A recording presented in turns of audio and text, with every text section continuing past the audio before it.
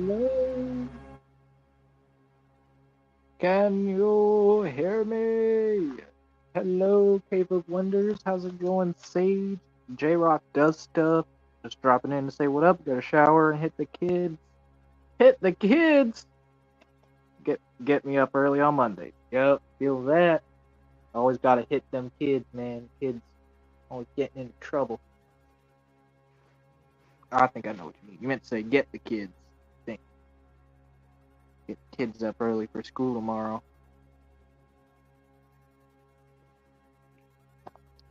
Or we're hitting kids. Just straight punching them. No hold back. But y'all, I'm just here. I got off work. Everyone at my house is asleep. I'm bored and I want to talk to somebody. Go crazy.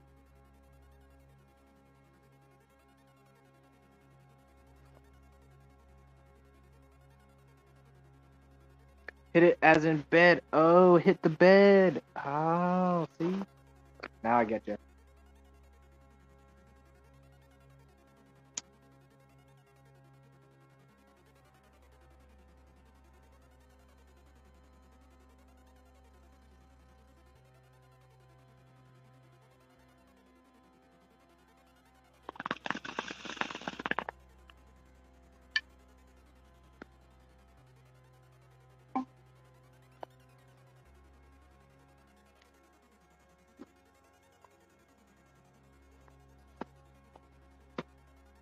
I hope y'all had a great day today. I was busy all day. I've been just working too long.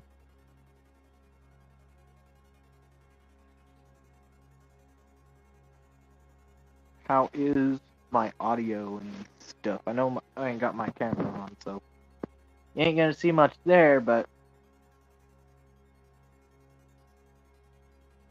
we are here.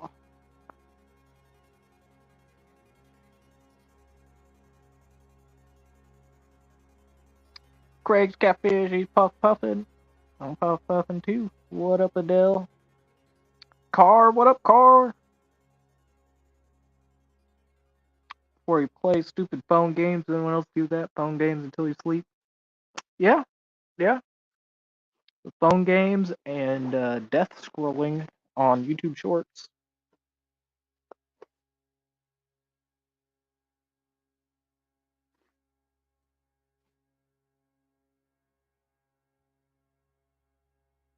There's this one game I play on my phone called FR Legends.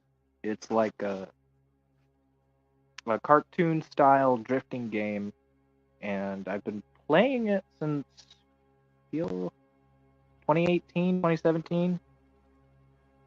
And I've watched it grow and develop and to the game that it is now. It's a really cool game. Get lost in YouTube Shorts? Yeah, that is really easy to do. And YouTube Shorts is wild. I got this dude showing up in my feed called the Therapy Gecko. That's funny as shit. Some of the stories on there.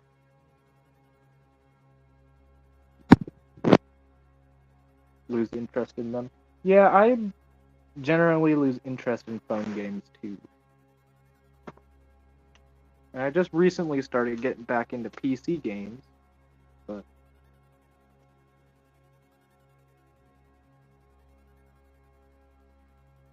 PC is where it's at. I've been playing Helldivers 2 with my brothers, spreading democracy across the planet. This getting old shit hurts. Damn it, don't say that. I'm trying to stay young.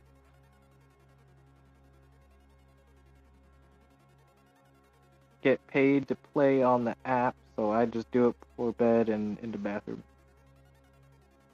You get paid to play on the app. That's pretty cool.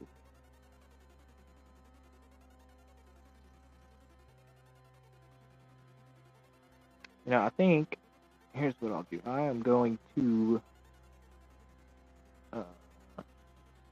drop the link into chat.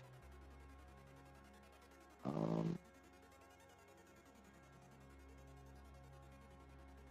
think I can post a comment right there. Boom.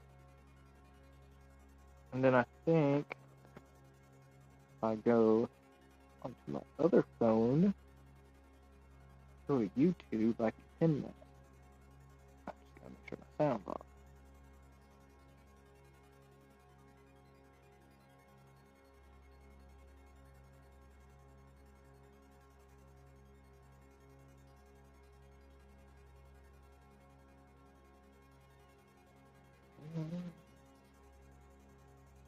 We got 6 people in here. Thanks for joining tonight. Right. Pin message. Oh, we got a guest. COC, hold it down. Hello. What up? Oh, What not up, much. Adele? What up, Ian? Good to see ya. Good to see you too. It's been a bit. It's been a minute since you've done this. Yeah, I kind of forgot my ways a bit. I got lazy. Yeah. Yeah, it gets like that, doesn't it? I want to know what this game is, J-Rock. Same. If I can make money by playing games, I'll do that. Missed play. I have to look that up.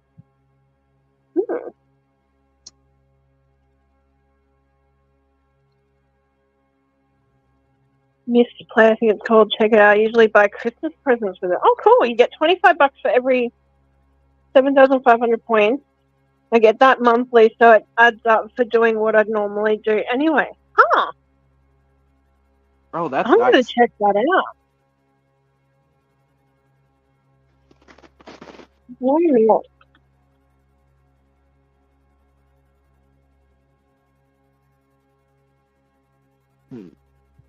So how are your kitties doing? My kitty is doing good. She's been a pain in the butt. And I won't give her biscuits. I'm going to eat her dinner.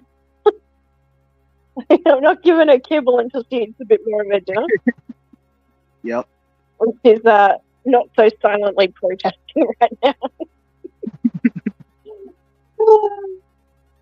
But yeah, she's doing good. She's adjusted really well to me working.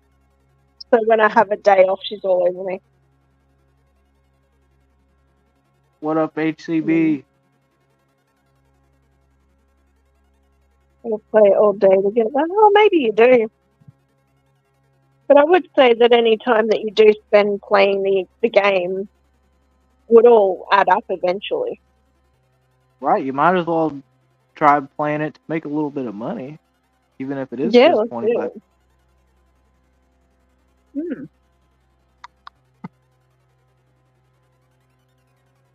Angels are doing good. Guppies are doing good. Nice, nice. Had like a reasonable amount of loss with my guppies in the last 6 months, so I think I can count on one hand how many guppies I've lost. Nice. Have they been breeding well for you? Yeah, the snakeskin guys are doing really well. Nice. I do need to get in and cull a couple of them though, because they're not great, but they've just had another round of babies, so there's little guys in there everywhere at the moment. The Otto's doing really good. Nice. Surprise! He's loving life. He's got so many little friends in here now. Gotta get him some more autos. But I hear they're pretty expensive. They're about $15 each where I got mine. Shoo! Yeah. That is steep. It is. It sucks. But I mean, when Australians say, yeah, like the hobby is expensive it's expensive. Yeah. I'd love to probably have about half a dozen autos, and then I'd throw them in my big tank because there's so much algae and goodness in there for them to eat. But I'd probably never see them again. Right. That are tied out. These guys are doing amazing. So good. buddy. No real aggression or fighting from them now, so I'm guessing their little spat was just that, a little spat. They're expecting food.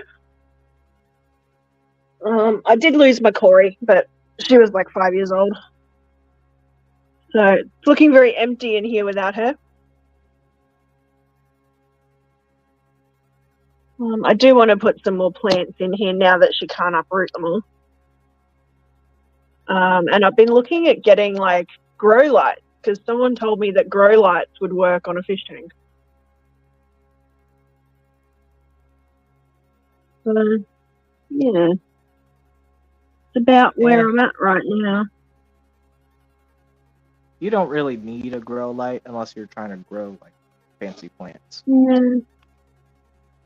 I think with the easy plants, the beginner plants, you can grow them under anything. Yeah, for the most part. I mean, plants don't really do well in this tank. Don't ask me why, they just don't. I think so I want to get rid of all the wisteria anyway. It could be the hardness in your water. A lot of plants don't like hard water. Be. Everything else, the swords are doing amazing.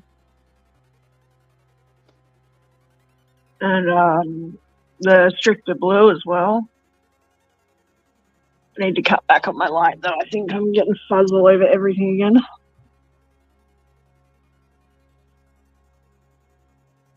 Do you have it on a timer? No. I think it's just a stronger light than I used on my smaller tanks. So yeah.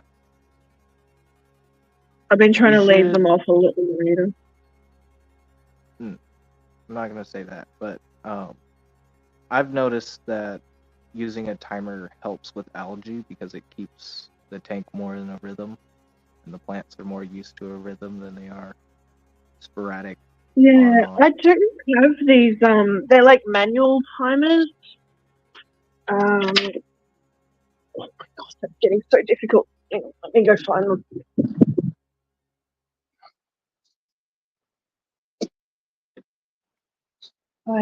I've bought these and I still haven't tried them out yet. Oh yeah, that's exactly. Those are really simple and reliable. Yeah. They're a little tricky to figure out at first. Like, read the instructions. And well, think about it like this: every little tick should represent about, I think it's either 10 or 15 minutes, and you just go based on the app. Every tick that's I think this has just got hours because it's got from 1 to 24. Yeah, so it runs on a 24-hour clock.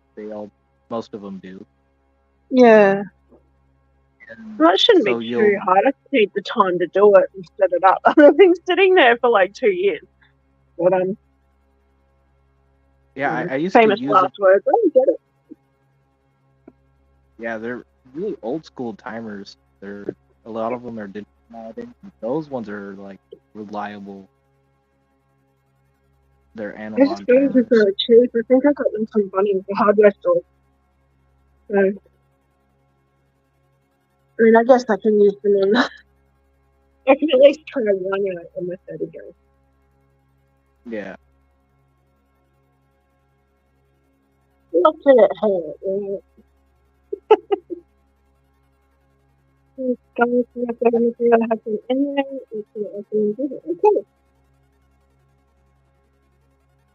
I do have two resins.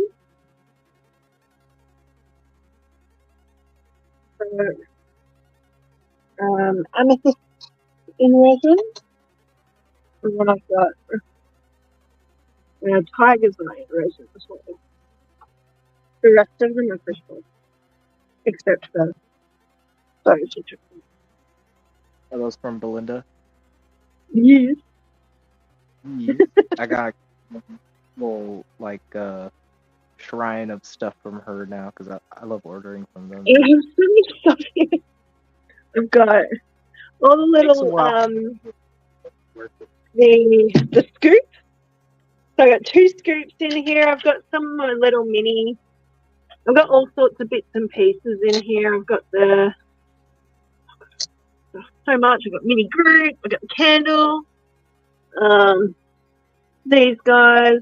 So I think the starfish was one of the first things I ever won from Belinda. Oh, I've got my wings. Nice. And then I've just got all the minis. I've got the little guys all along here. A couple of them are mine from yonks ago. Love that guy. He's really cool. He's got a nice little mini cluster. And then I've got a Labradorite fish. And I've got the zebra plecos, one of which I've had to like reattach his tail because the cat knocked the whole light and everything off here. Raven skull, Jersey fish, ammonite. I actually bought those. I bought the display cases from Temu. I got the big one there. Sphere, towers, mini fish, another sphere, and the smaller ammonite. So nice. I've done well. Yeah. Yeah. So hang on. I can do this. Shameless plug for Belinda. Belinda and Craig. Nice. This is my latest little project. I've been doing all of my stickers into frames. And Daniken. What's that? Oh DKF? Yeah, Cool Kids Club. Bunny's in here somewhere. There's Bunny. Peplin and Foxy. What up, Liquid Zoo and Fish Family. June and myself. I've got Aquarium Daily and the Fish Lady.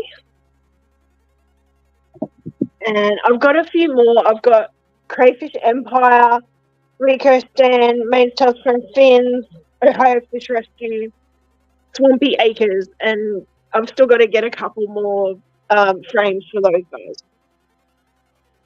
So this has been my latest little... Oh, and Mexicali.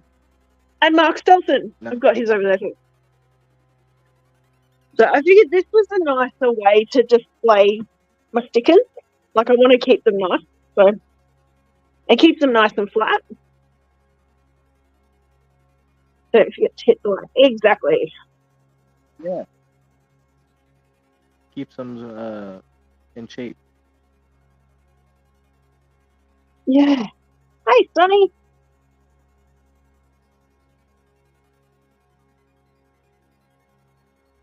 What are the skulls? I can't remember half of them. I just know they look cool and they're mini and I wanted them. I honestly... I know that there's... Rose quartz skull. Yeah, there's rose quartz. There's... Maybe tiger. Maybe... either opalite or moonstone. That's about all I can remember. I can officially say I have an Australian marijuana that will never die because it's made out of selenite. Right?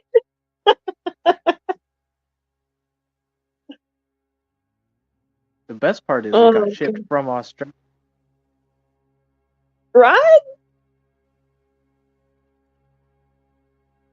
Yeah, I've got a turtle, the skull, lady body. That's Oh yes, I remember the lady body.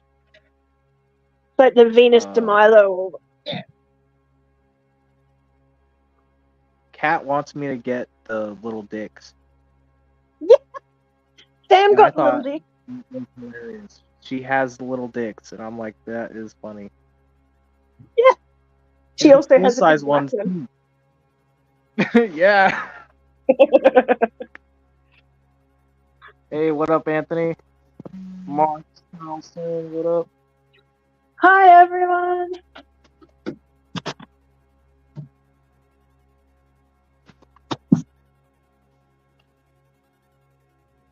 Yeah, so I drilled my first fish tank last week, Were you and it scared? went perfect. A little bit.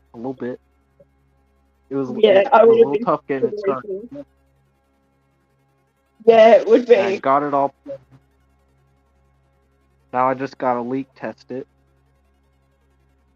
So it's gonna be a 20 long that drains into my 40-gallon display tank saltwater, and then it's gonna pump back up into the 20 long from the display tank. Okay. That's interesting. I So like that idea. I don't know how it's gonna work, but I'm gonna try and make it work. What are you going to have in it?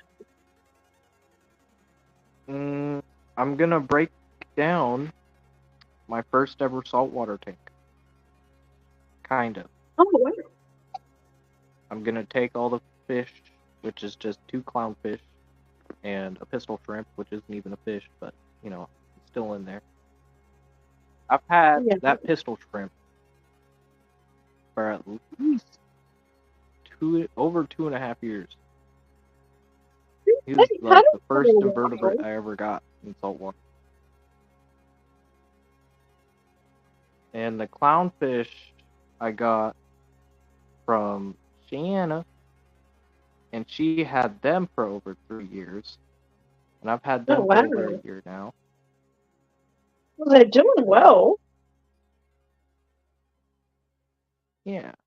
And the corals in that little 10-gallon are huge. I haven't made an update on it because the tank itself is just ugly, but the corals are huge. But like I haven't cleaned the glass and I haven't cleaned the substrate, so there's like some green slime. But all the corals are happy and the fish are happy. I just like haven't done Well, that's what you watering on worry it in about. 8 months. My tanks are far from perfect. They're not pretty. They have algae. They have all the yucky stuff in It's them, but been my little everything's experiment, happy. but I think it is time to move on that little tank. I am gonna keep some rock in it. Oh, I think you're breaking up, Adele. Or I. Oh, sorry. I'm here. I'm not sure. Oh no, you're back. It could be me. The weather's bad today. It's been raining. We got storms here at the moment, so it wouldn't surprise me. I'll grab my headphones out. That might help.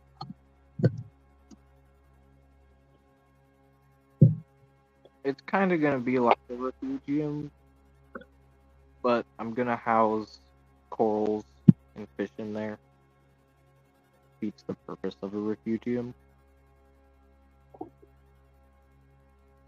And for those that don't know, a refugium is basically a space where you can grow algae and different microorganisms with no predators. And since there will be predators and corals fighting for space, not really a predator, but they're still all competing for space. So, yeah, I'm just going to keep it like a coral fish tank that's plumbed into the fish tank.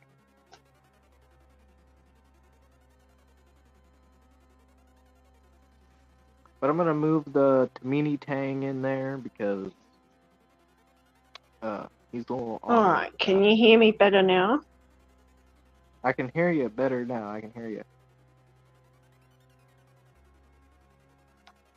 Damn. I'll be back. Okay.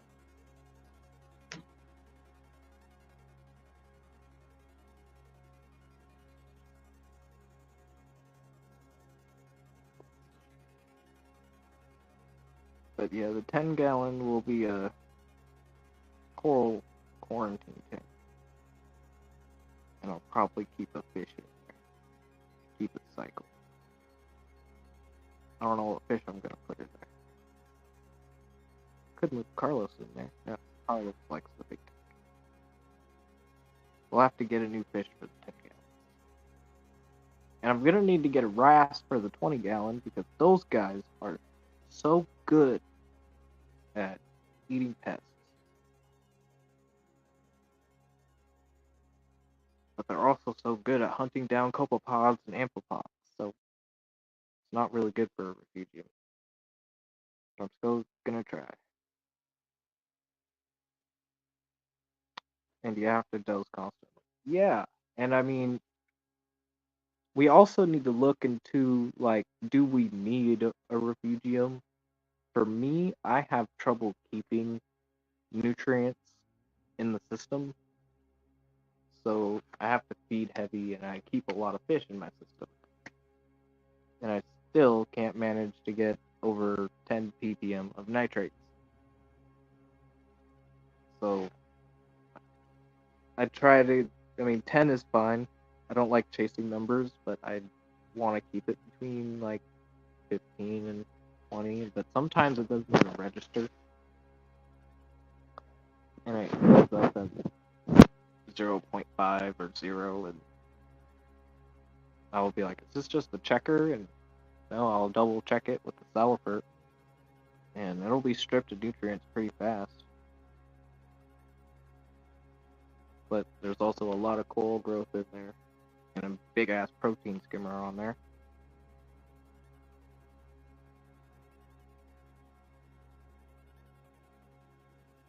And I don't feed a lot of frozen food. I feed a lot of like food and pellet food. Maybe if I fed more frozen food, I'd get more nitrates. It didn't ding. I'm sorry. There he is. That's all good. So I was just typing in the backstage chat going, hello, I'm here. I see. Yep. Yeah, usually it will. Usually it makes a ding. It did when he first came in. Weird. Just hope the storms don't bring bugs like they did Craig and you end up shaving your head. Oh no. There's been lots of spiders. And I'm very unhappy about this fact because I don't like spiders. Where I've been working, like where I was at today, I've had the displeasure of dealing with a couple of very, very big huntsman spiders. One of which was dead, the other was very much alive, and it was following me around the stall. So yeah. Oh, no. Yeah. Long story short, and a bug spray under the counter took care of it. That's a scary spider. I wouldn't fuck with it. I get the heebie-jeebies big time. I haven't made a video on anything as of yet. I've already drilled it and plumbed it, but I haven't filled it with water, so I'm thinking I'll do a video on leak testing it, seeing how that goes. Well, congratulations on your first tank drill.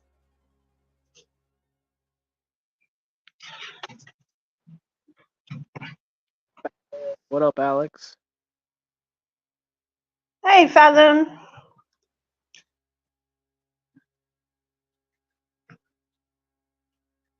Oh, hell no. Spiders. Yeah, just imagine something like the size of your hand crawling across the floor towards you. No, thank you. Yeah.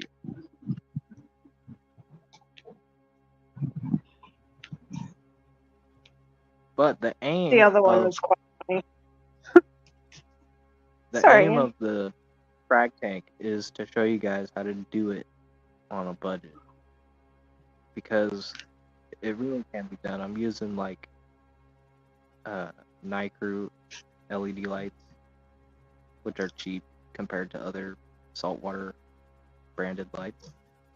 But I've proven these Nightcrew lights will work. Like, I've been using them in saltwater, and they just grow coral. They might not grow like acroporas or many SPS, but they'll sure as hell grow some softies and some LPS. And really, that's pretty much all a beginner in saltwater needs. The SPS game is pretty difficult, sort of say.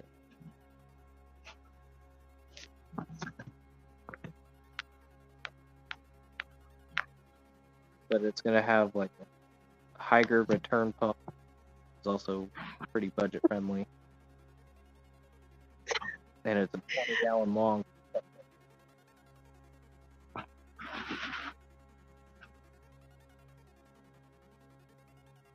Well, I look forward to seeing all your videos, especially with the leak test. That'll be cool. Yeah. What up, Freaky Fish Lady? Hi, Holly. Yeah, that's pretty much what I said too.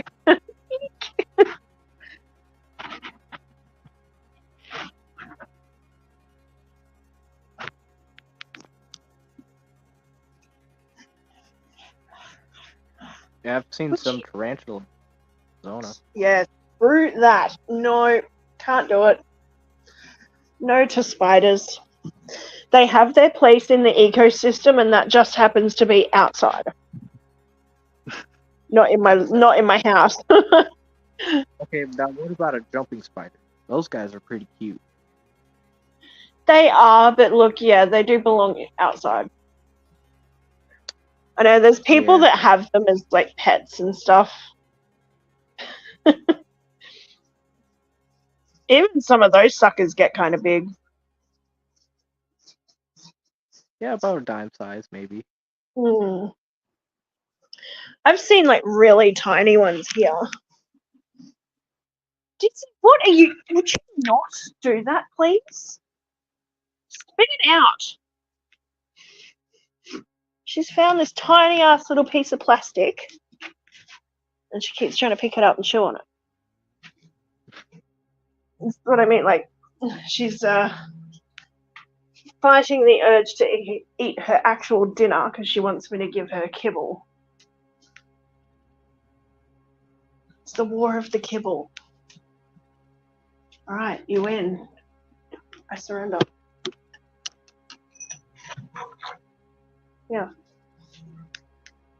Biscuit monster.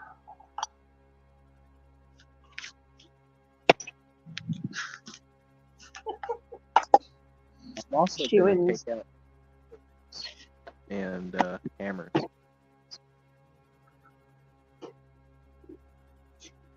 Which they're a cool coral. The torch is what I have as the background.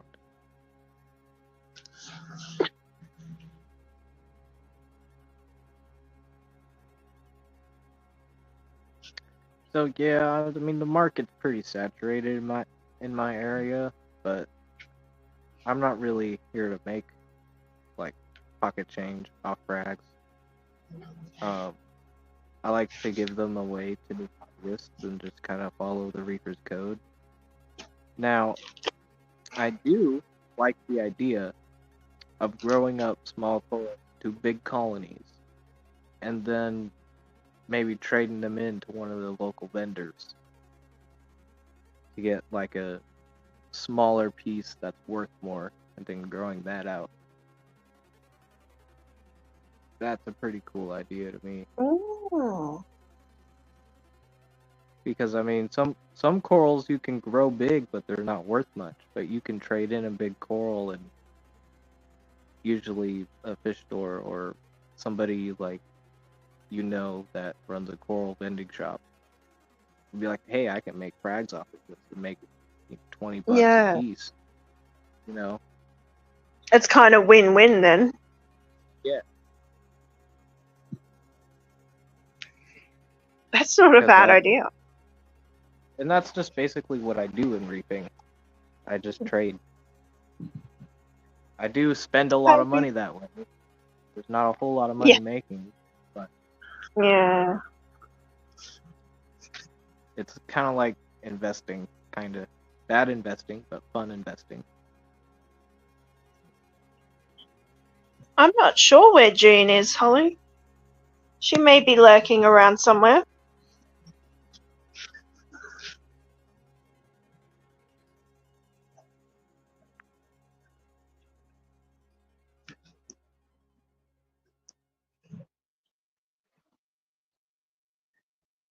Driving, but I'm here. Don't be driving and texting, Fathom.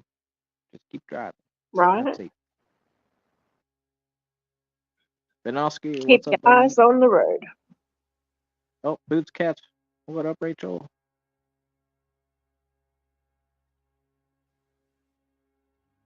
Oh, got someone popping in. Fathom popped in.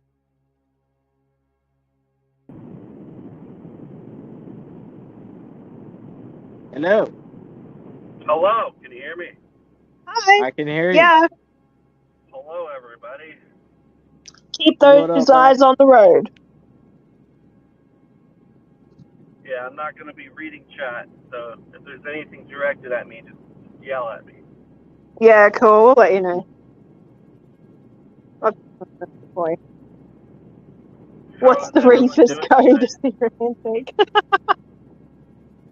The Reaper's code is very simple. It's just passing on your knowledge and passing on the love for the hobby to other hobbyists, especially if you got a coral that's 10 times the size that you bought it, you have no problem clipping off a piece and giving it to a new guy and be like, here you go, try this out. Like, that's how people started with me, and I'm just kind of passing that along. $5 frag swap. $5 frag tables, that's where you'll see me. Yeah. Right. Good idea. I got in 2 They do weeks, I'm exist. going to It's hard to swap. find. Some places are just straight gouging people for the most common corals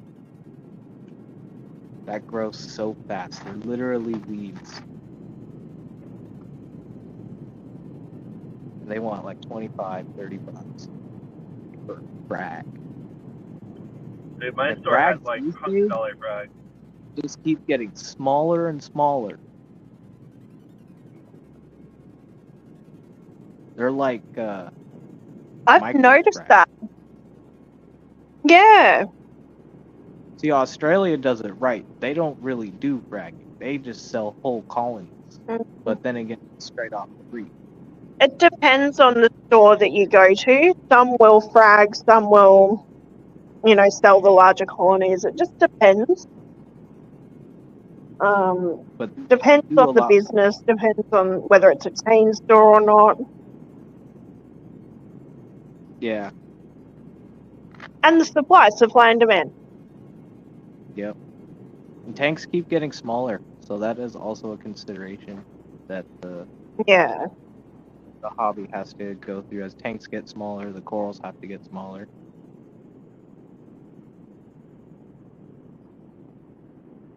But at some point, it just gets ridiculous. Like, some of these guys are selling little 3/4 inch sticks with some fancy name for $300, $800, $1,000. Nuts. And they don't bat an eye, some of these guys that are purchasing these things. Those are the high ballers. I'm not making videos for those guys. I'm making videos for the guys that want a budget tank. And if you're in the hobby long enough, you can find those diamonds in the budget section. Oh, absolutely. Like, I bought Some people are willing to pay it. I bought a $30 toadstool, but I noticed something green growing on the edge of the base of it. Oh. So I picked that guy up.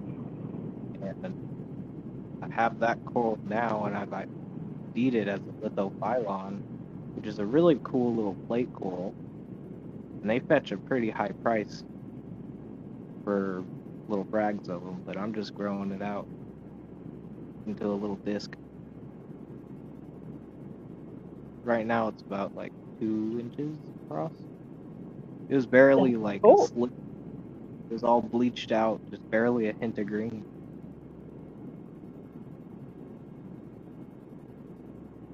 Is there not so accidental?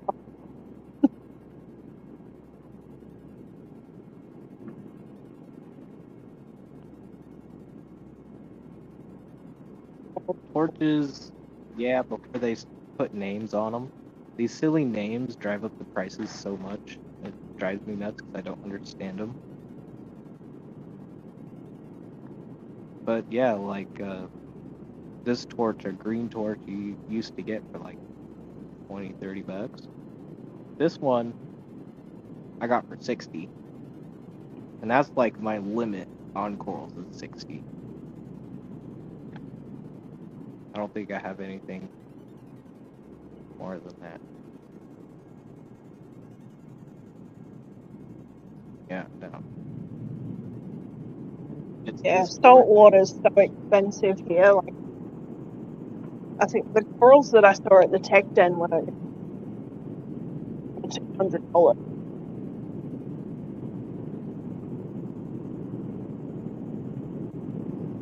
No, they didn't have a lot when I was there. I'll have to have another look.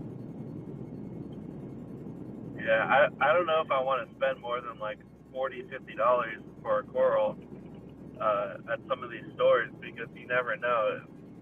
Some of them are so bad and they might not even live, and it's just throwing away money, you know? Yeah, so that's why Yeah, it exactly. really is good to know your fish store and know what they do. We got Carr in here. Add him to stage. What up, Carr? Hey, what's up, man? Hey, what's going on, dude? Hey, what's up? What's up? How everybody doing, man? I'm good. I've got my car full of fish stuff. I'm coming back from someone's house. Got a whole bunch of stuff. You get all the good stuff. Who is that? That's Fathom? Yeah, dude. Yeah, that's fun. My friend Sal.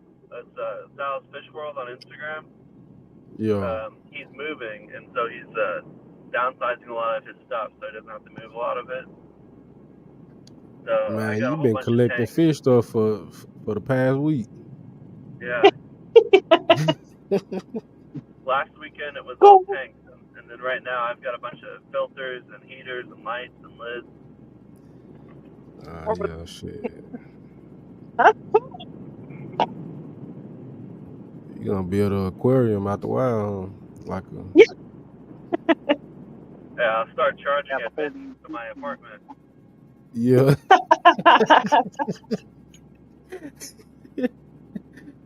He said start charging them. That's fun. Nah, for real. Y'all talking about some coral though? Yeah. It got that way. I don't know much about it, honestly. Don't know enough about salt water. So there's a really good documentary on Netflix that kind of explains coral. It's called Chasing. It's called what? Chasing Coral. Oh, okay. Why do I feel like I've heard of it? I might have watched it Yeah. all. That's somebody's name on YouTube too, huh? I Maybe. don't know, I think so. but the documentary talks a lot about like coral reef bleaching, and they also go through like the anatomy of coral and throw a couple cool shots in there. So it's like a lot of good eye candy, and you get some cool knowledge out of it.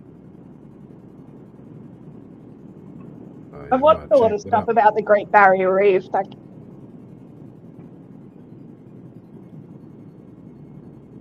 Oh yeah, that's cool. Shit, they say by what, another 20 years, 30 years, there won't be no more coral left I know. in the ocean. Yeah, my lifetime.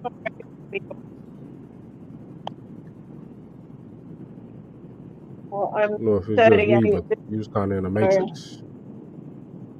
Mm.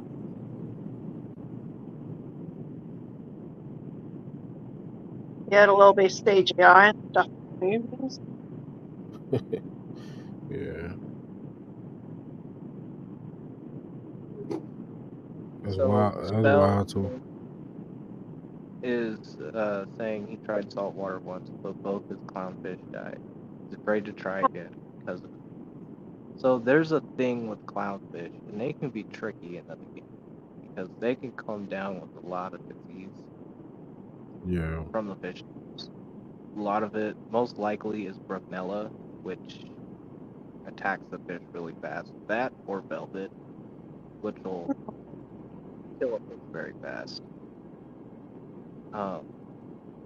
And that's really hard to control in a new tank. So it's good to know where your fish came from, and if the fish store is not good, then I would look into quarantine before putting it in the swim. It's velvet, like the saltwater version of ick. No, we still get ick and salt. I think velvet is like 5 times worse or something. Yeah. Yeah. It's not even that bad. Yeah, ick. My fish come with ick spots here and there all the time. I'm not tripping about it until the fish is like covered in ick spots, not eating. All my fish eat, but they all have fat bellies. So I'm just kind of going with it. But velvet will kill a fish in less than a week. Wipe the whole tank out. Oh, okay. From what I saw. Damn. And a lot of fish stores will keep their fish in copper, and then they'll sell them quickly. And the copper treatment isn't long enough to effectively treat any of the disease that they have. So it brings into space. So it really does help to quarantining properly before they come to your tank. And also doing like premeditated baths. There's an easy one that you can't do with most fish. I've learned that the hard way. You gotta do it on certain fish. Is a safety stop. Don't do it on wrasses or drawfish.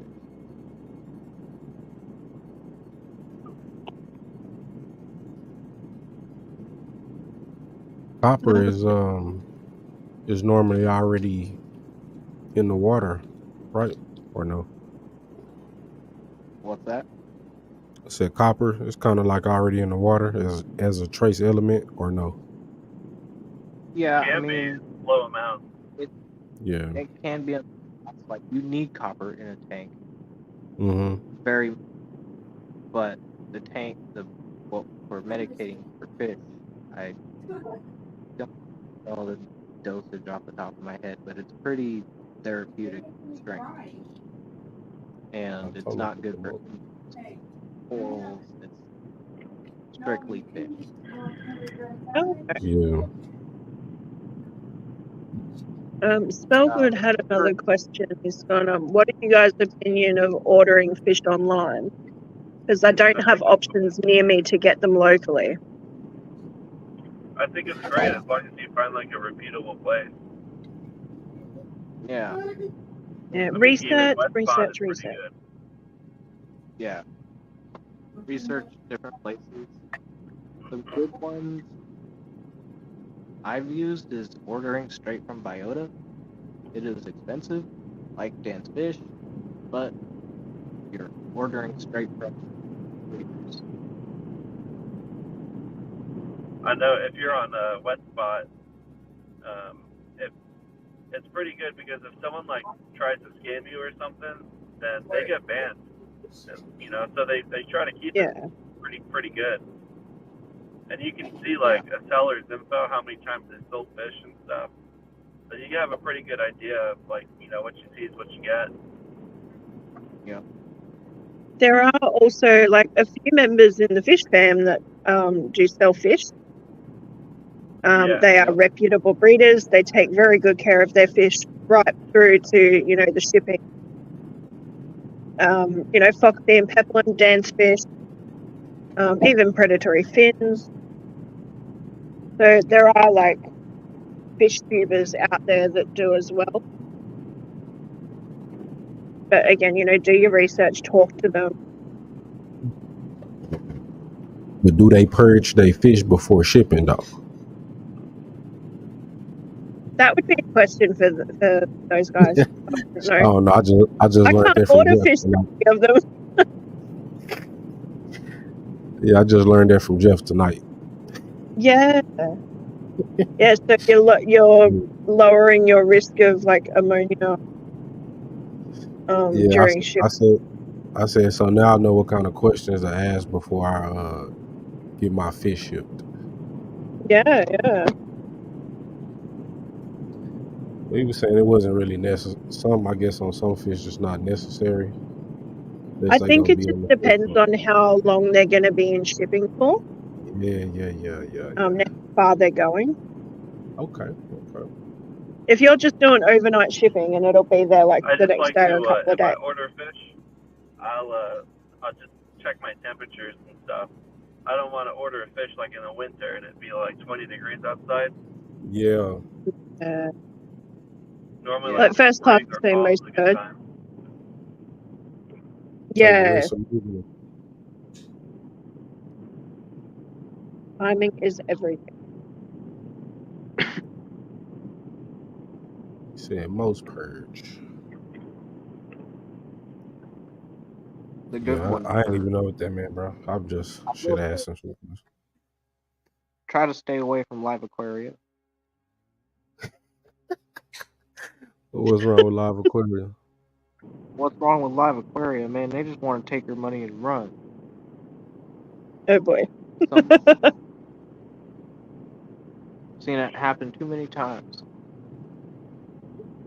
The stream I was on, that I just did, last night? That you learn the purging the fish. Yeah, that's what first class was asking. It was last night.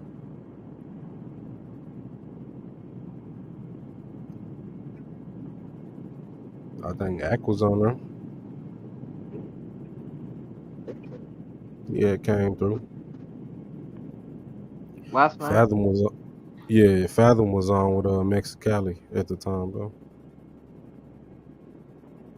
Yeah, I was on there while I was driving to South. Now I'm driving back. Yeah.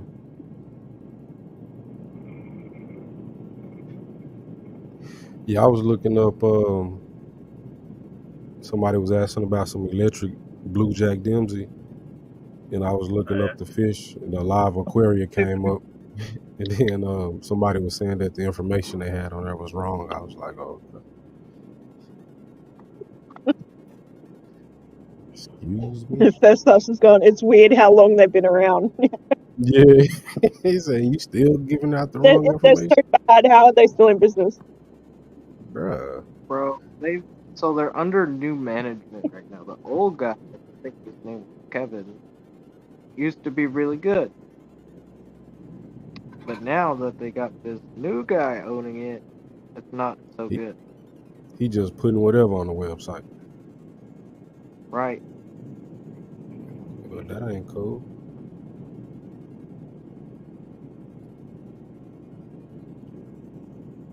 It's crazy how people know that too now. Like, just exposed. Right. So did Dan have a how-to skip video? How to ship? I think he's made one. Like years ago. You got to search it. I seen Aquarium Co-op a while back. He had made a video saying that how people need to, I guess, make sure they ship with the heat pack that lasts for like 72 hours or something like that. Or he say he liked the ones that last 72 hours, preferred over the 48 hours, just in case something happens. Yeah, always get 70. 72. Yeah, Aquarium Co-op's another good one. Co-op is good, but they don't ship fish. Yeah, They they're only good have for all the supplies. accessories and stuff. You gotta drive to their store. And I've been to the store. Actually, it's nice. It's worth the drive. Like, well, through using a bag sealer.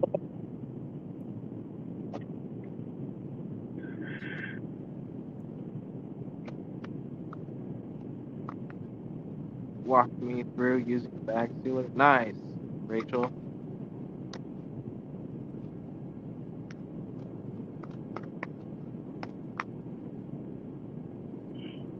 What effect will water coming from copper pipelines have on aquarium fish?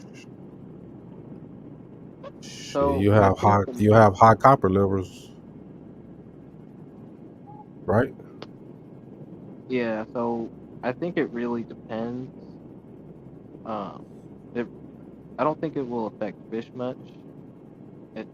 And you should probably test it, see how high it is. But as long as you're doing water changes and exchanging water, it's a minor amount because you're not like recirculating water with the copper pipes. It's just fresh water coming through the copper pipes, which doesn't leach a ton of copper into the water. You should be.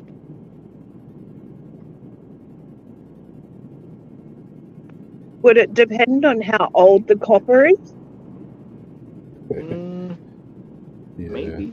Like, you know, the older the pipe, does it leach more into the water, or I don't know. I honestly, They have some problems like that in the city where the pipes are leaking into the water, whatever minerals the pipes are. and that's why I wish some of the freshwater peeps would start learning from the saltwater peeps and be like, oh, something's wrong with my water. ICP test. Yeah. Just do it. Yeah. You can get every element that's in your water. 50 elements. Oh yeah, you get that through the water company, don't you? No, you get it through a fish company.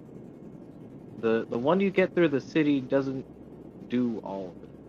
The one you can do with the guys, they're like specifically targeting things that are in the aquarium water, and it's like 50 different elements on ones I've seen. Yeah.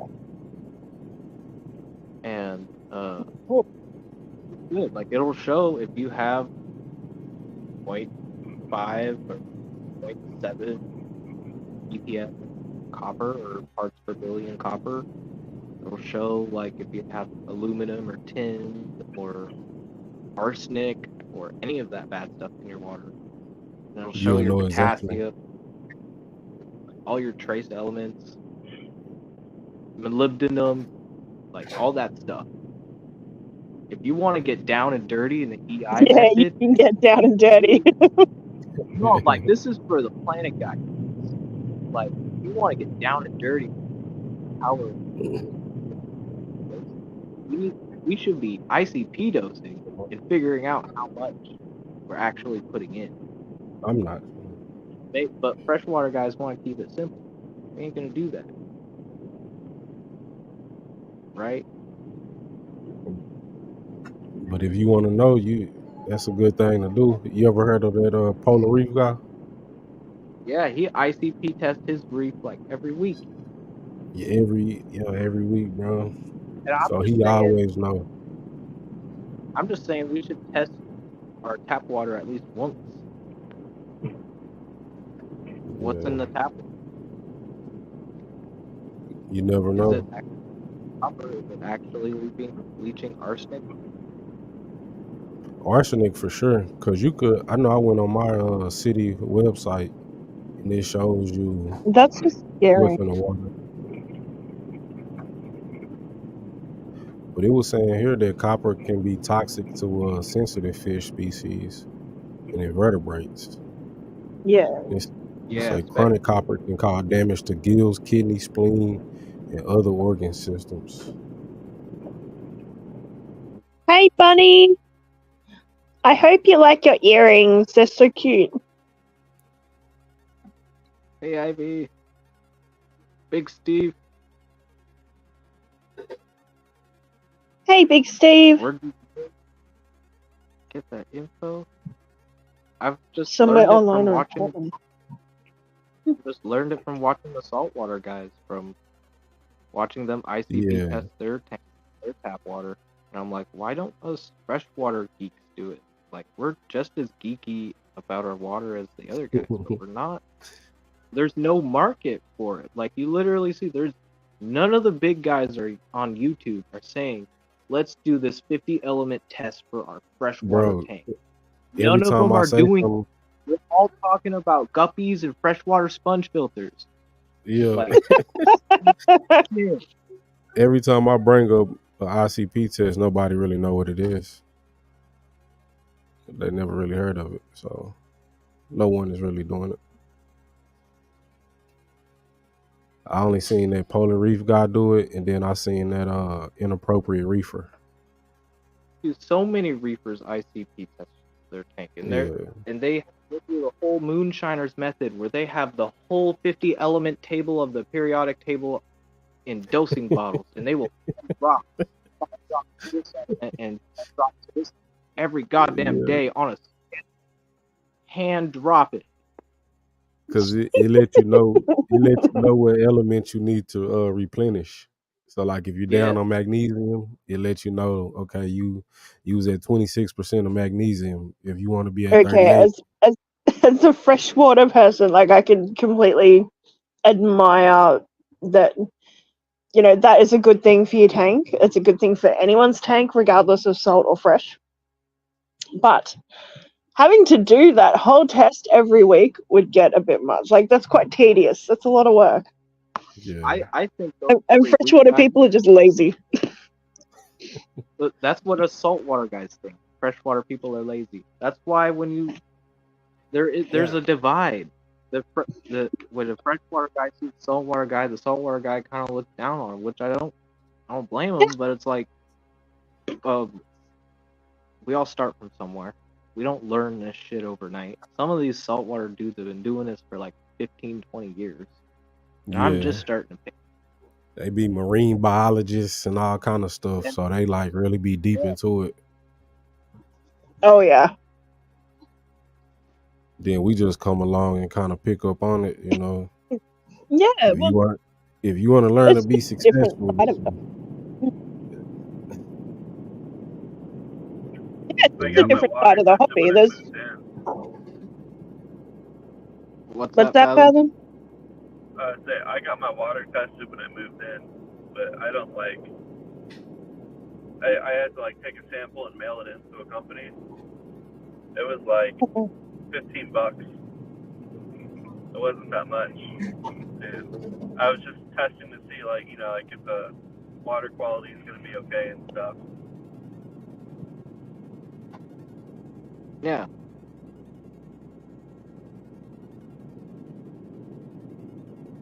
Those are good. I think that's good. Which water test company did you go with? Just one local to your area? Yeah, I got the test kit from a store, actually. I didn't even order the kit. I might have the package at home when I get there. I can let you know. But I was able to test the water. It has a box with like some vials and stuff, and you put water in there and you ship it out to them. Yeah, that's literally all it is. It's so simple. It's the acting on what to do with the water is the hard part. Figuring out what the elements mean. Why are some elevated? I think, in my opinion, it'll be helpful for like plants or something, so you can know what element you're missing in your water. If you want a certain plant to thrive, or wondering why it's not thriving or dying, you probably could use that to get a good starting point too. Because you may could have your tank maybe could be over nutrients. Have too many of something in it. 'Cause I got And some That's staghorn. actually raised a really good point. a lot of nutrients are all in one mixes too. So there's not a whole lot of separated elements to freshwater hobby, branch from the saltwater hobby. And I'm telling you, these elements ain't cheap. And you gotta get like different bottles. Yeah. What you think about the all-in-ones? Yeah. Like the all in, what is it? All for Reef or something like that? All for Reef. All Yeah, for it's Reef like is nice for a it beginner. has like all the trace elements in it. Yeah, it's got your calcium, alkalinity, magnesium, plus potassium, and trace elements. Yeah. So it's really good for like just having a single doser or just hand dosing it every day. Yeah. Just a little. I think what it is like. Go ahead. You gotta dose it every day so it keeps the levels stable. Yeah. It's not like an all-in-one fertilizer you can just dose once per week, because the levels really fast and then they drop over time and not quite good. Do you think it depends on like how many coil you have in there also in a reef tank? It does. I think if you're a lightly stocked new tank, don't dose anything. Keep it budget. Just do water changes a week. Yeah. 10%. That's all you got to do. You can stick to 10% once a week, and that can be as little as like a gallon in your 10-gallon tank every week. So do you think you would need to add some type of chemical to replenish the elements if you're just like topping off or just doing water changes? Because I'm trying to figure out, when you do water changes, do they replenish all the necessary trace elements you need, or is that where you still have to dose? Yeah, so a good quality salt water is going to have all the trace elements that you need. Okay. RODI water, it's going to be a clean mixture every time, no contaminants of your tap water. So it'll have the correct ratios. But those corals do use up those trace elements. That's why it's important to do that. And the algae too. Algae too. Yeah. But eventually you're not supposed to grow algae. I think with the tap water, you grow algae because of the silica, and some of the algae feeds off of the silica, so it's like you kind of feeding it. When I was using tap water, I always had algae. Just even if it was just a little bit here or there, always had algae. And I think that's where my problem's coming in at. Yep.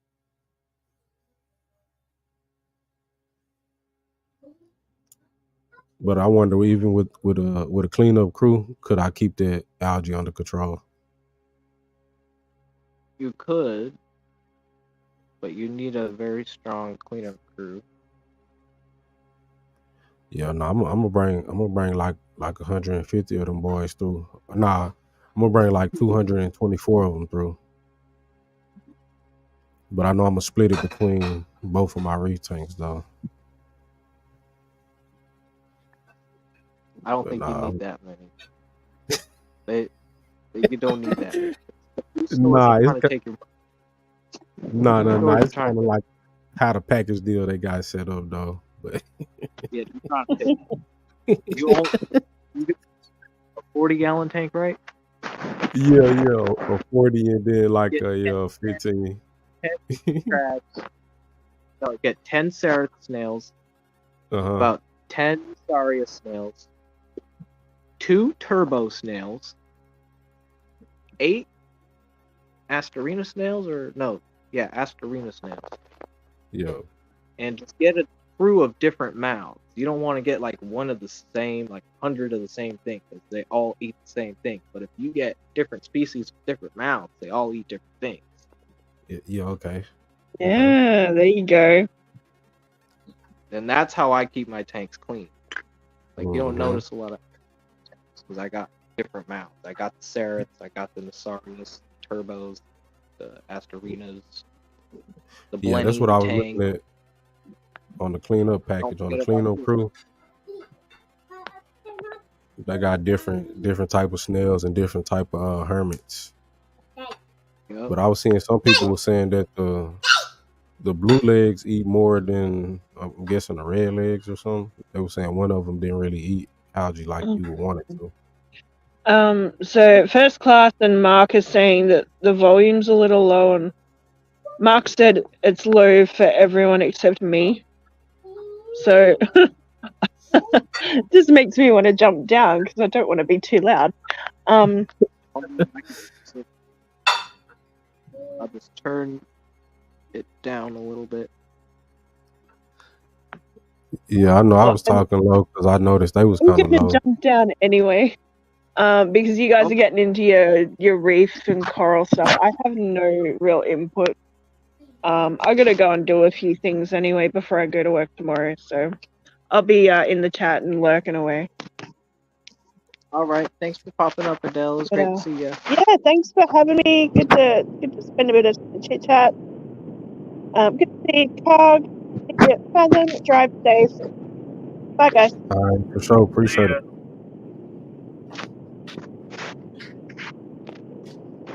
Yeah, I'm kind of glad I don't have too many corals. I don't have any right now.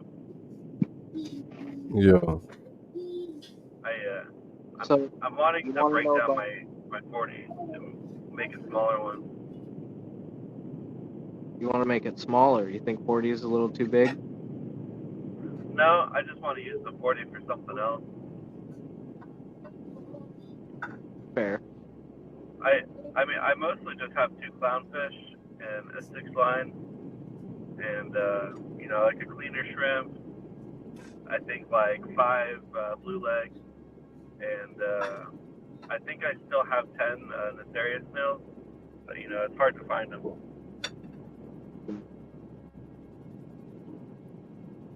Cool.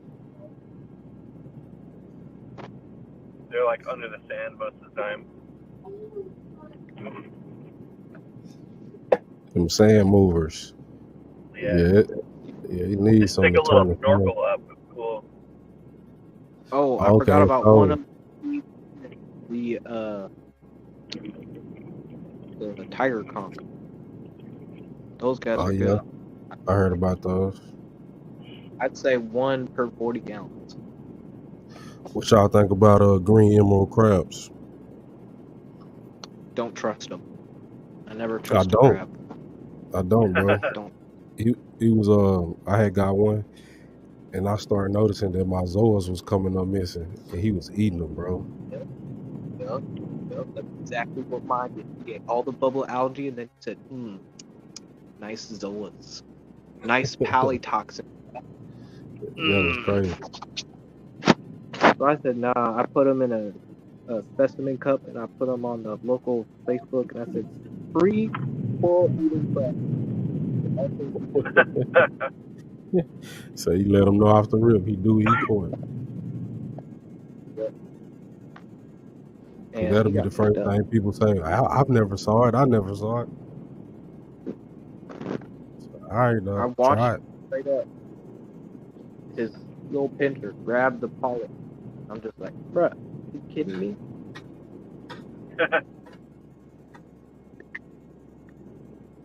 Never again will I trust a crab. But hermits are about all I trust. I like my little blue legs. The blue legs are nice. They are cool. I like that they stay small. I never had any. I like to get up there and watch them. You ever had a sea slug? Nope, I don't trust cucumber Sea slugs either. either. I don't trust them. They say they good for hair algae though. They are good, but not that good. Because once they're out of hair algae, they got nothing, and they die, and then they nuke your tank. Yeah. If they die, they spit out like this weird poison, and like Oh yeah, them can sea die from it. cucumber. Yeah, Yeah. that's wild. Or if they get stuck in a power head or something. It's over with. They nuking the tank. A lot of people don't like snails though in the Yeah. freshwater either for some reason. Yeah, I don't get Yeah, it. I like snails. I think the problem is when they just start reproducing like crazy, they Yeah. you know, they get everywhere, and it kind of looks a little unsightly. But Okay. someone will complain about it, and it just becomes like a talking point that everyone just kind of echo chamber repeats, like, "Oh, snails are bad." Snails are Yeah, eating my plants. I had a tank with mystery snails, or they're apple snails, and I let them grow out real big, and then I would bring them to my fish store, and he would buy them by the bucket. Apple He'd feed snails, I them don't to think like I ever 6 saw months. those, bro. What was that, Coral? I said I don't think I ever seen a apple snail before. They're like mystery snails. They just get real big. Okay. I got a nurite snail. Really, they keep really laying big. eggs.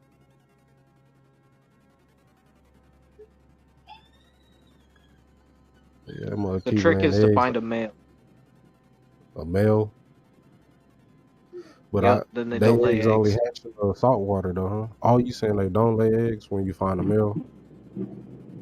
I thought you were I don't know how I got a male, but I got a male for years until he crawled out of the tank. We found him. Never.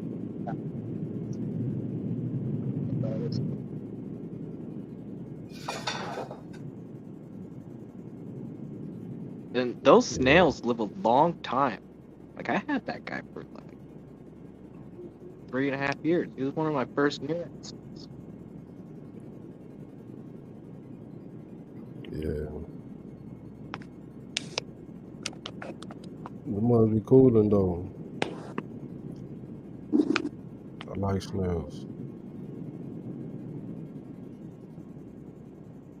I know I can attest to the bumblebee snail. The bumblebee snails, they do control the Vermeer snails. Because I can't say I had those, and I got 3 bumblebee snails, and I don't really see those guys anymore, the Vermeer snails. So I think the trick is to like try to get a head start on them before they get out of control. Yeah, I got assassin snails, and Assassin, they okay. kind of they keep the population under control. You know, I don't have like a million little snails anymore. I just have a few different types, and you know, that none of them get like too crazy. It all just kind of balances out.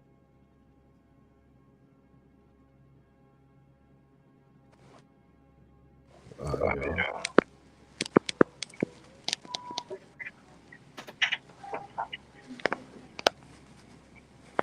Yeah, it'd be crazy when you. Oh, go ahead. I was about to say it'd be crazy when you get some unknown in your tank and you don't really know how it got there. But I remember how I got that hitchhiker. I had bought I think it was a turbo snail or something like that, and he had like the little horns on his back. I thought it was a part of his, a shell, and it was the damn Vermeer snails, bro. And they just started breeding from his back and got off in my tank. It's crazy. Fermented. Yeah, bro, and they really not bad, but they just harmful for your coils because they let out like a net when they feed, and and then it could like Yeah, they piss off. irritate your coils.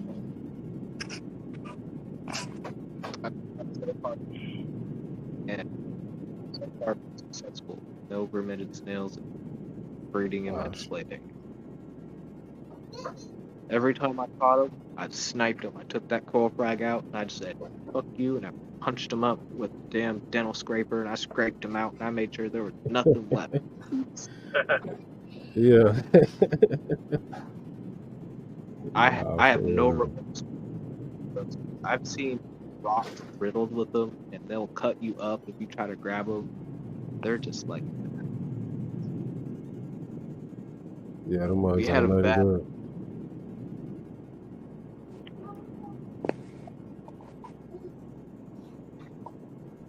Them mugs not nothing good. it's like Aptasia. They're an annoyance. And every tank's gonna experience it.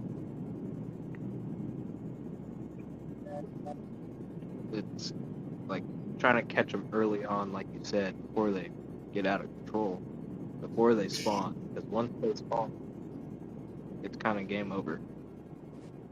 You have to like replace rock. Yeah. I took the rock out and got a scalpel, and I was just going at them, bro. Yeah, you don't want to mess around with them. Man, I was popping them things out, but that's how I got them really under control too, because I manually did it, and then I got the bumblebee snail. So I could honestly say I haven't seen one in a while. I have no experience with the bumblebee snails, but I've heard they work. But honestly, manual removal is the best way. Bro, I glued some and everything. Cause they say you could glue their cap closed, but you just have to like do a minimal number so your ammonia and nitrates won't spike up. Yep. Cause they won't be able to come out, so it will end up dying, often. But MTS nah, in a deep subject. I was getting them out though. I wasn't playing with them. I put biomedia in a tank that had Blazing Trumpet snail. And then I put that biomedia in my new 75-gallon tank system. How long do you wait before? How long do you wait before you add anything? Once you kickstart a new aquarium with old media. Day one, once the media's in there, a fish goes.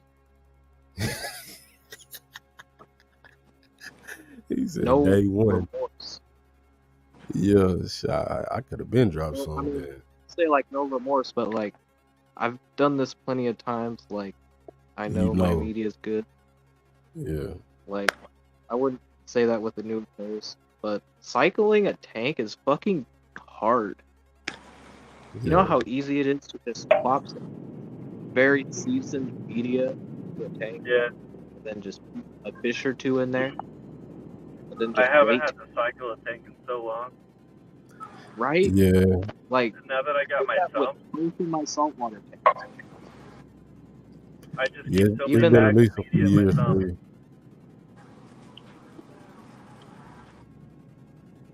I just steal media out of the sump and put it in a new tank, and I just call it good to go. Yeah. Yep. Some of the media. So is it the media or is it the water? Could you use the water too, or no? Nah. Water. I don't care about the water. I'll feed it. It's the media that carries the bacteria. The only bacteria that's in water is weak dying bacteria that was not strong enough to hold onto the surface or something. Okay.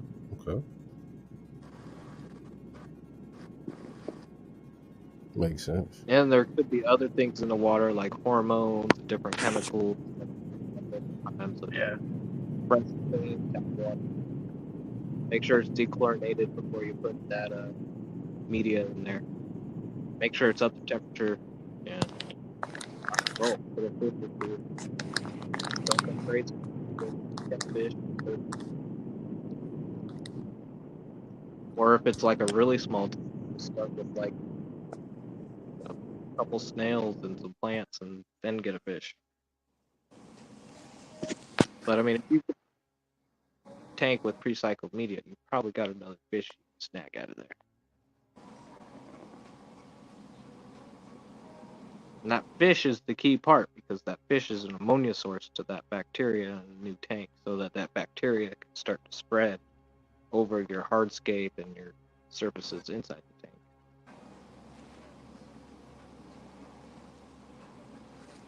And you don't have to dose any ammonia.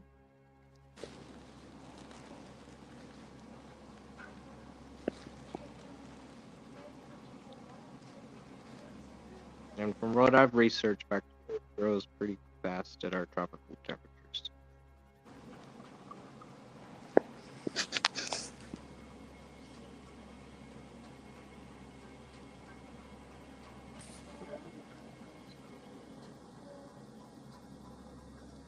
Don't hear music? Yeah, I think the music stopped. Set it to Luke. But I think my Oh. one of my zebra Daniel's pregnant. I wonder if I could just drop them in a breeder box and see where it go. If you put them in a breeder box, do you need to put like some type of substrate at the bottom?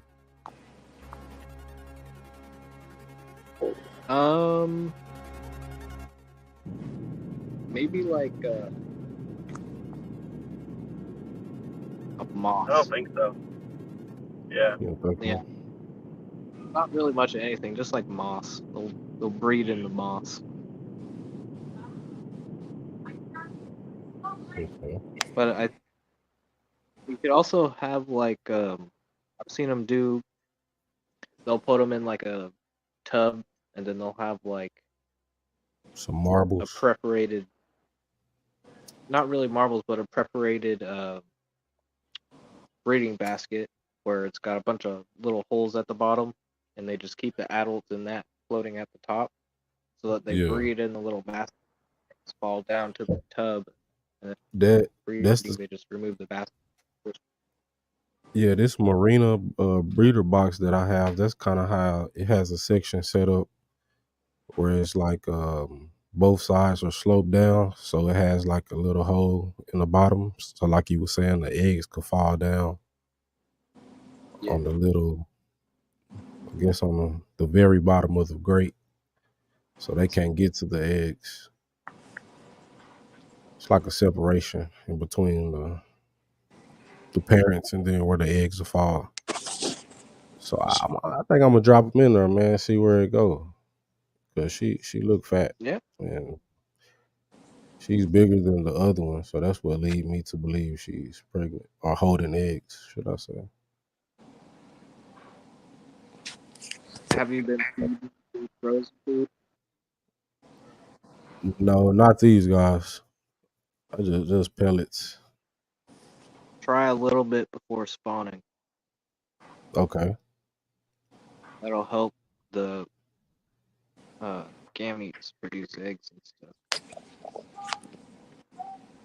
I'm gonna try that. I got some mice and shrimp. Hey, Car, is that your first time doing egg layers? Yeah. Yeah, I think I only had like live bearers or the mouth brooders.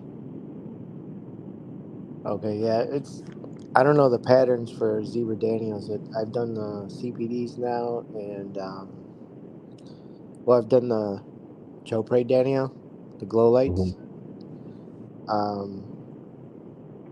These guys might know on the zebras, but the Chopres breed about once a week. I put like one male and two females. Yeah. And the male starts, he ups his aggression when it's about to happen. And I just move him into, like you said, a basket. The marbles you mentioned, that's if you're going to keep the parents in there and try to get them to live, you know. But the basket's a better idea. But you can even use like a lot of the guys now are using like LRB used, and I don't know what they're called exactly. Someone probably knows. But those black baskets, and they're a little bit bigger, and they got holes on the sides, everywhere, and to give the fish a little more room, you could just use like a hardware clamp and Yeah, clamp it to the side and leave them in there. I mean, CPDs will make a factory for you. I got a Yeah. I got a stitch board also, like some of that. Oh It yeah, kind of look like egg crate, but it's the holes are smaller. like for sewing and stuff. Yeah. Somebody had recommended that. I think Jeff, and I had ended up buying some. And it had came. He was saying something like you could lay that down, and the eggs will fall through. Yeah, but if So you already got that box, use what you have and see the eggs drop down. yeah, Um, I'd rather do that because I know that's gonna be dope. and then make sure you have some small enough food ready. Hey guys, I'm gonna Well, drop out because I'm almost home, but I'll keep you in the chat for a little bit. all right, for sure, man. All right, Alex, have a good I'll night. holler at you. Rainer, I think she keeps the Arcturs in freshwater. I think they're the other Arcturs, so it should be fine in freshwater from what they say. But salt never hurts. Tank not A stink. little bit. Oh shit.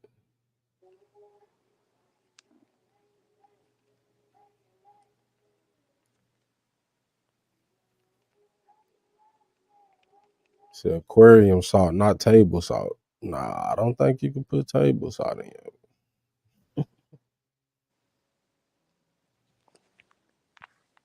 Epsom is magnesium, allows fluids to absorb back into the fish if that's the issue.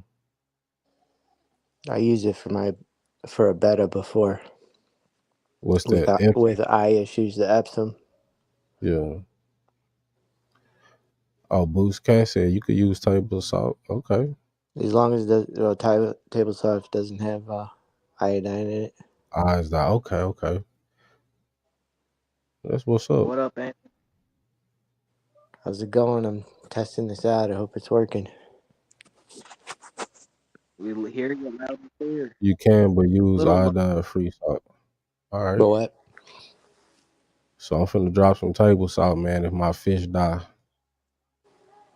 No, you come back and complain. Yeah. You said it Well, was all right. most of the aquariums, they're just rebadging the same stuff that, Yeah.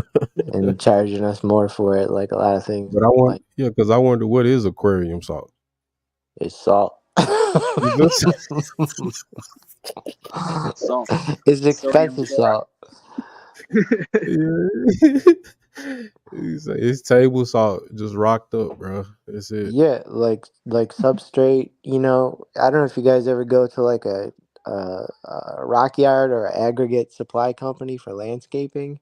Yeah. I mean, you can get a yard of substrate for $3.50. Um, like all different kind of stuff, sand, lava rock.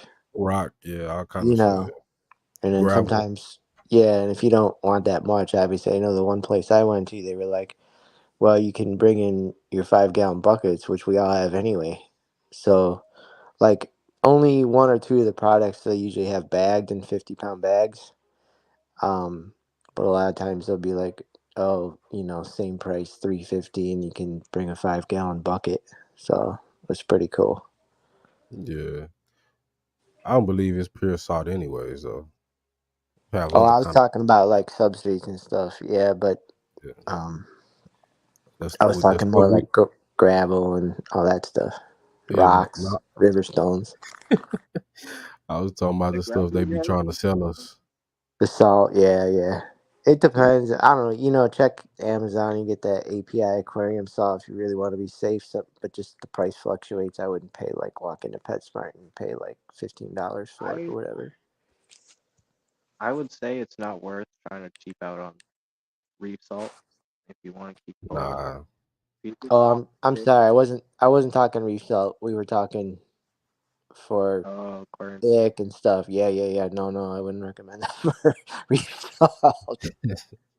Unless you want some issues. Ian's probably like, get this guy off here. He's not off his. Oh, Oh man. What reef salt you use, Ian? Red Sea Blue. At first, I used Fritz Blue, which Mhm. is the Fritz Blue, I think. I don't know. What's the one And then that's I been used around forever? Oceanic, or what's it called? Fritz Blue, I Oh, think. Ian, Is the one. You're cutting out.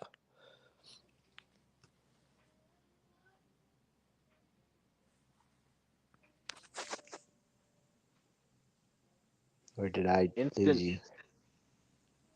Am I back? Yeah, I can hear you. You still kind of low though, Jim. I don't get it.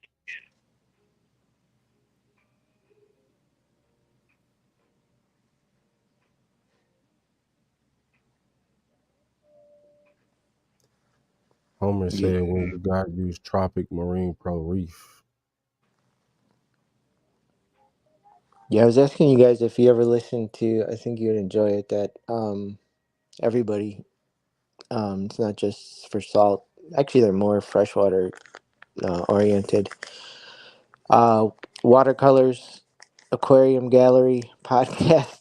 It's an awkward name, Yeah, but that's a really good podcast, and they're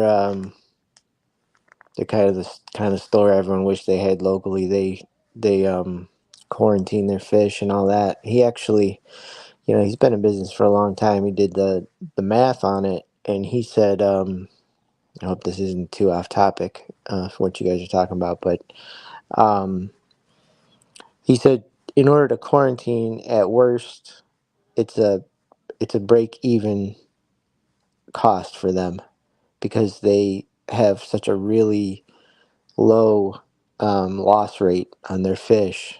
Um, so there's really no excuse for these stores not to do it unless they don't have the room. I think that's the problem with a lot of places. They just don't have the room. Um, I think they've got a big basement and stuff that they do it in. And yeah, not only that though, their sales continue because it's not like you walk into PetSmart and buy fish and they die 2 months later and then you go buy more fish because that's what like a new hobbyist thinks that's normal.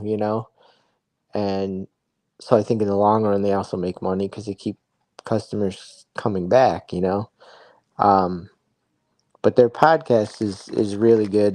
They cover a ton of stuff. The one guy on staff is a biologist, um, and the owner is just really experienced in salt and fresh. And I just highly recommend the podcast. They don't unfortunately they don't sell fish online because they'd yeah, be definitely one we'd be looking to buy from. But they sell plants, and I think all their plants are converted to submersed first. I looked at the prices are a bit high on the plan, so probably maybe more than some of us be willing to pay. Um, but I could recommend the podcast though, and they have a Facebook group and stuff. It's just pretty good group of people. They'll get into different products and all that stuff and what works for them. Long term, what breaks and what doesn't. They seem pretty honest. That, to be frank, is kind of a better version of Aquarium Co-op, basically for me. yeah, yeah. When do they usually come on?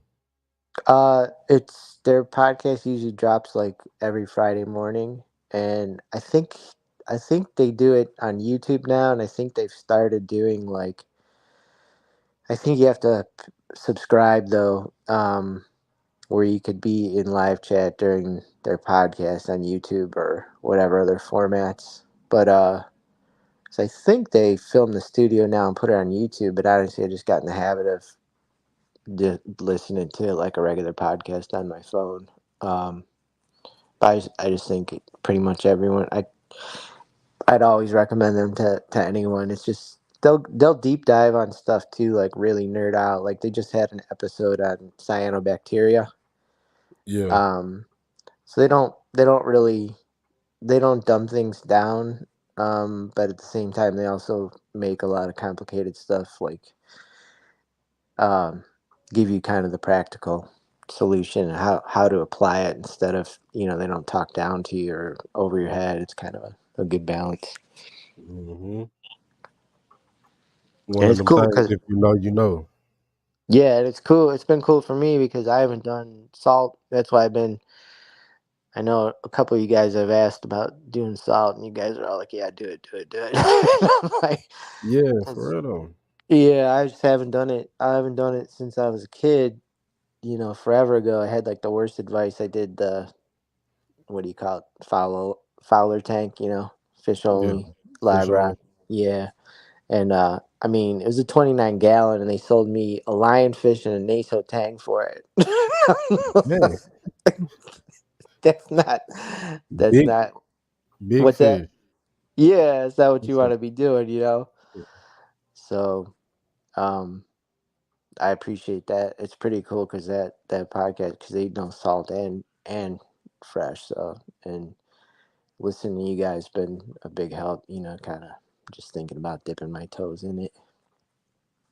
Yeah, it's something cool. You ever kept coil before? No, I haven't really done. I haven't done. Nope, I haven't done anything. It's been. God, I was probably like in junior high. I'm 50 now, so it's been forever. So I know. I kind of even when I was out of the hobby, I was out of the hobby for a long time since I was about 30, and I got back into it about going on 4 years ago now. But Yeah. even in between those times, I always kind of kept up um, reading about stuff. Like I kind of watched the whole shrimp boom happen like 15 years ago, and I'd check in and kind of what it seems like for a long time, saltwater, the right and wrong thing to do. Kind of the methods always changed, and deep sand bed versus blah blah blah. And Mhm. so I kind of followed things over the years, but yeah, I'd be really a noob for Well, salt basically. Like I kind of Fathom know. said, what's the name of that podcast? Oh yeah, it's a really awkward name, but it's Watercolors Aquarium Gallery Podcast. Um, and they have a website. Like I said, they have a store where they'll sell plants and dry goods. But yeah, it's a really funny name store and doesn't exactly roll off the tongue, but I think you guys will like it. But yeah, as far as saltwater, I know a little bit about kind of what the different corals are a little bit, but I really don't know. I say that gunner port can handle like mid to high flow. Yeah, I'd say so. Yeah, Really, you just gotta move it to where it's happy. yeah, Really hard exactly. to say where to put a coral sometimes. They just kind of find a happy spot for it. I think And you you, guys got everyone in chat thinking about starting up saltwater now. yeah, they cool, bro. For real. It's And they fun. really don't break the bank how people think they do, bro. It's ways that you could do a saltwater tank without breaking the bank. Yeah, it's all relative, right? Where you want to take it. Right. Like, Like you don't. like Ian was saying, using regular lights and stuff, and just picking simple corals and knowing, Yeah, that's it. I would start slow because just I don't think it's necessarily harder. It just seems like more information to gather, like yeah, more about like your hitchhikers and all that kind of stuff. yeah. Water chemistry. But hey, Homer, if you have other coil in there, man, I wouldn't just try to focus on making that one coil happy. Like you gotta, if it's not fully extended, I'll say give it some time, let it adjust. Because if you Yeah. like just keep trying to move the flow to try to cater to him, then some of your other coils gonna get unhappy. And I had that happen Ghani, to me from experience. yeah. Ghanis are one of those corals you got to be patient with. It's not like Alveopora. They're a lot different, I think. I've had an Alveopora and I've had Ghanis. Ghanis have died on me, but I still have one Alveopora that I've had for a few years, and it's died back some, but it's still got some polyps left. Yeah. By the way, how's my audio now? Better. Good. Switched phones. It worked. Corals are strange too, because you never know. They could have been and just ate something, or something could have touched them. That's why he half open. You know, Yep. I do a lot of tank watching, so I be looking and corals do some strange things. Yep. I It's know. good to I go was ahead. just gonna say real quick. I forget. I was talking. I think it was Alex or Ian. We were talking the other day in chat about that coral spawning. Yeah, Yeah, I was gonna say maybe link that for people. I think they'd be interested into it. Probably Homer and Car and all you guys probably already saw. People might already saw that, but I just kind of stumbled upon it. I think people would kind of dig that. I know. I thought it was fascinating.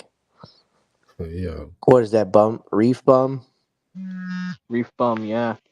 And He the was guys. rapping with Reef Bum, and he had Richard Ross. Okay, there you go. Yeah, people could find it. And it was a Yeah. very recent live stream, I think 2 weeks ago? 3 weeks ago? I forget. Yeah, it was Uh, pretty recent when I looked at the date when I was watching it. but Richard Ross is doing a lot in the coral spawning department with He, Acropora. he mentioned another guy in that podcast that wrote a big paper and kind of started this whole thing about 4 years ago. He said. Mm-hmm. No, this is First Class Fish. Fathom. What did they do to like emulate night, like the So nighttime?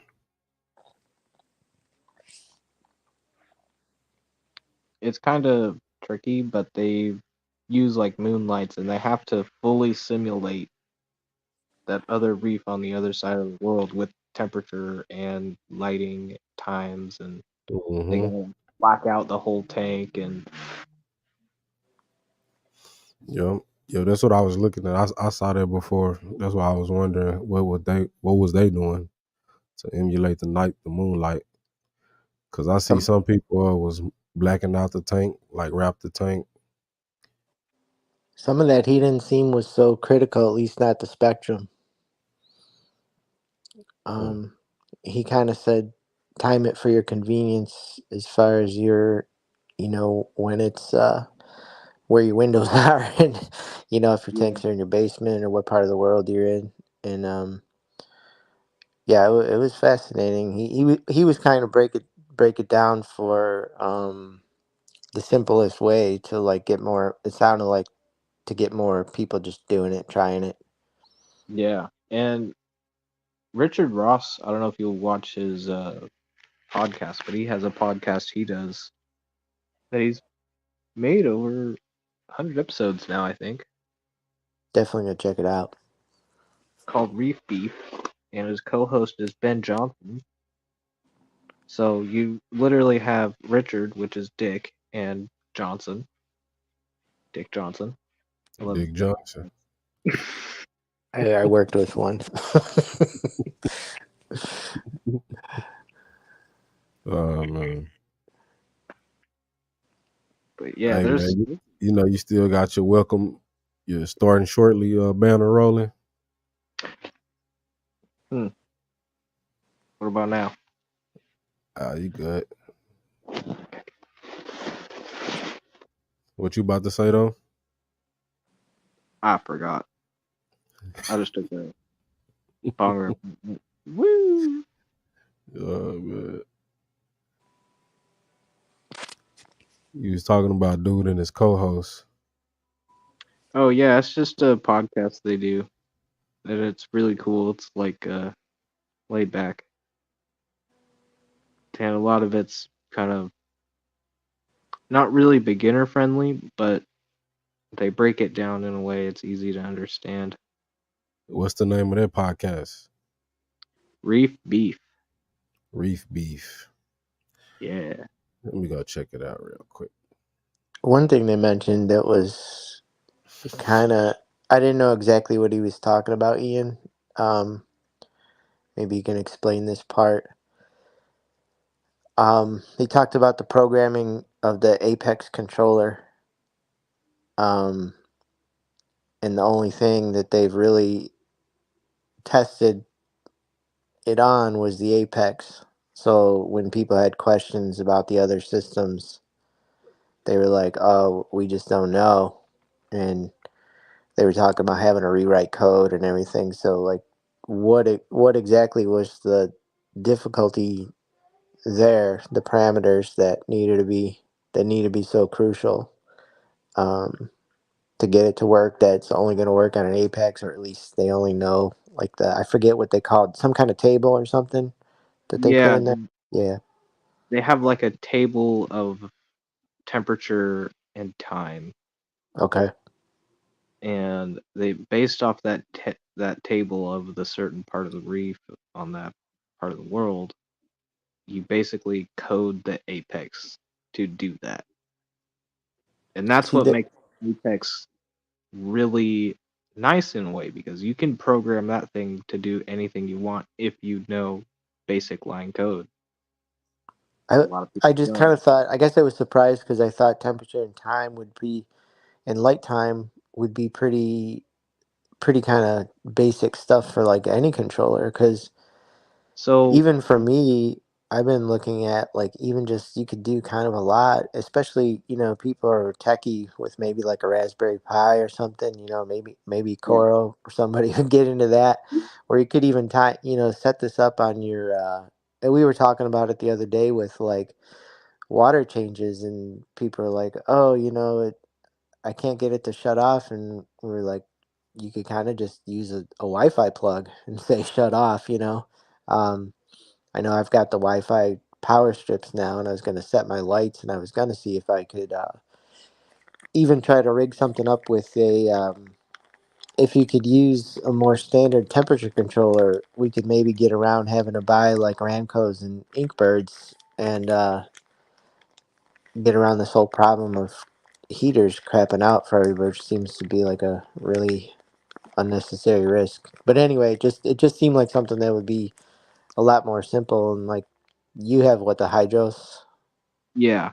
So I mean, the what's tricky about it is they have to like set the temperature for different parts of the month, and it has to change very slowly depending on the month, and it can change all the way up to like 82, he said, and all the way down to what, high 60s. so it's So just more gradients of. yeah, there's a lot of gradients in wild reefs than compared to our tanks that we keep at 77 year round long. Gotcha. Hey, Big Steve, that Raspberry Pi is like a controllable computer chip. It's basically, yeah, if a Raspberry Pi can do a lot, and I've heard Yeah, you could program it. that you can do similar stuff with the Raspberry Pi. It's probably possible. But the Apex, what is nice about it is the guy Jamie Craig's worked with Apex to have that program for people to do this. Like he's the reason that they have that programmability for that timetable. Yeah. Yeah, it's kind of a lot like a lot of products in all different hobbies or Yeah, areas. it's If tricky. something, yeah, if something becomes the standard, it's just easier because everyone knows how to work with it, and you can just get the code from them and Yeah. modify it slightly from there or whatever. But it doesn't seem like it should be impossible on something like you got, right? So only issue with the Hydros is that it's not programmable. Oh, okay. It is. There's no line code. There's only widget, and the Gotcha. widget only. It's a new thing. Hydros hasn't been around very long, and so they're still innovating and trying to make it better with different things you can do. But um, I don't think they have the capability to do that 12-month cycle that Apex can. Hmm. I haven't Yeah. found any way to do something like that. You can do schedules, but the schedules are based off like 24 hours. Yeah, just hour of the day, and that's about it. Yeah. Yeah, I remember I looked up those Apex controllers a few years ago. I was like, yep, nope.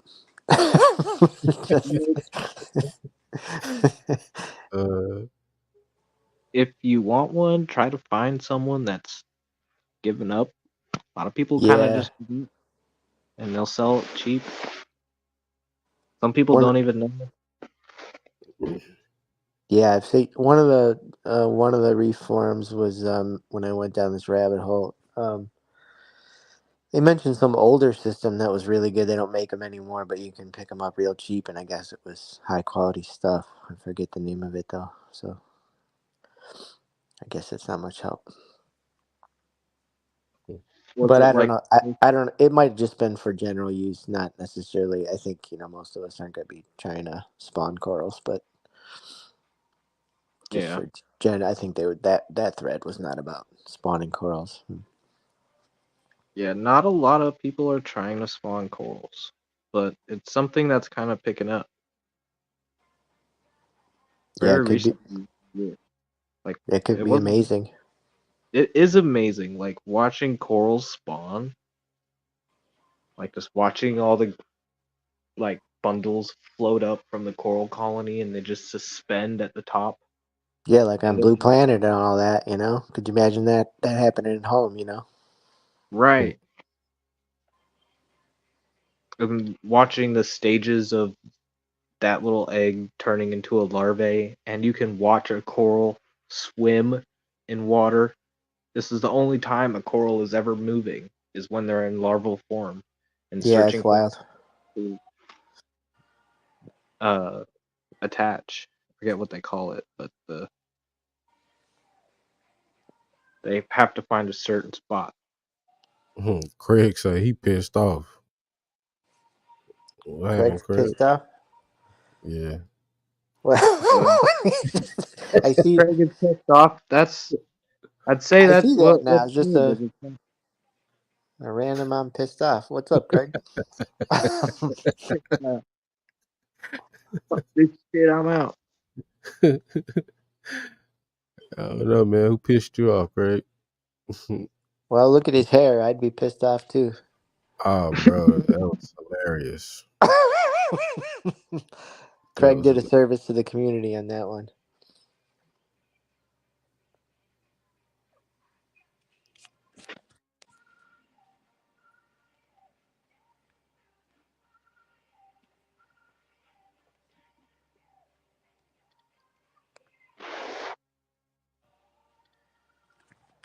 Yeah, sorry I didn't mean to crash the party since I'm a saltwater noob. I joined in when you guys were more still talking about fresh, and by the time I got on, um, so hopefully my questions at least been interest to somebody. Oh no, you're fine. I love the questions. They're very good, and I love trying to turn people in the right direction. Yeah, you just want to create other salt freaks. Other not just like diehard salt freaks. Those diehard salt freaks are insane, but like bridging the gap Oh, for between sure. salt and fresh. Yeah, and the watercolors, they were saying, hey, pick the right stuff and you can really do it so simply. Just don't. It's really, similar principles to freshwater, get the basics right, which for a lot of us is a lot of plants and cycled properly. So with, salt, I imagine that would be your live rock and all that, and get that going properly. And don't overstock. Don't get over your head and pick easy corals, and just don't go too nuts with it. And they were saying, like, on a smaller tank, it's hard to get the smaller protein skimmers to be efficient. They said on like a nano tank, they would just recommend keeping up on your water changes. If you're not doing anything, if you're not overstocked. Yep. That's kind of how my view is with planted tanks. If you want to keep it low maintenance, I usually try to understock. I If you wasn't going to run a skimmer on my tank, but then my local guy was like, "Here's a protein skimmer. Stick it in your sump." I'm like, "Okay." Yeah, if you've got a Only sump in three. the room, why I not? went in on 3, and it fit in my sump perfectly. Sounds like a winner. Yep.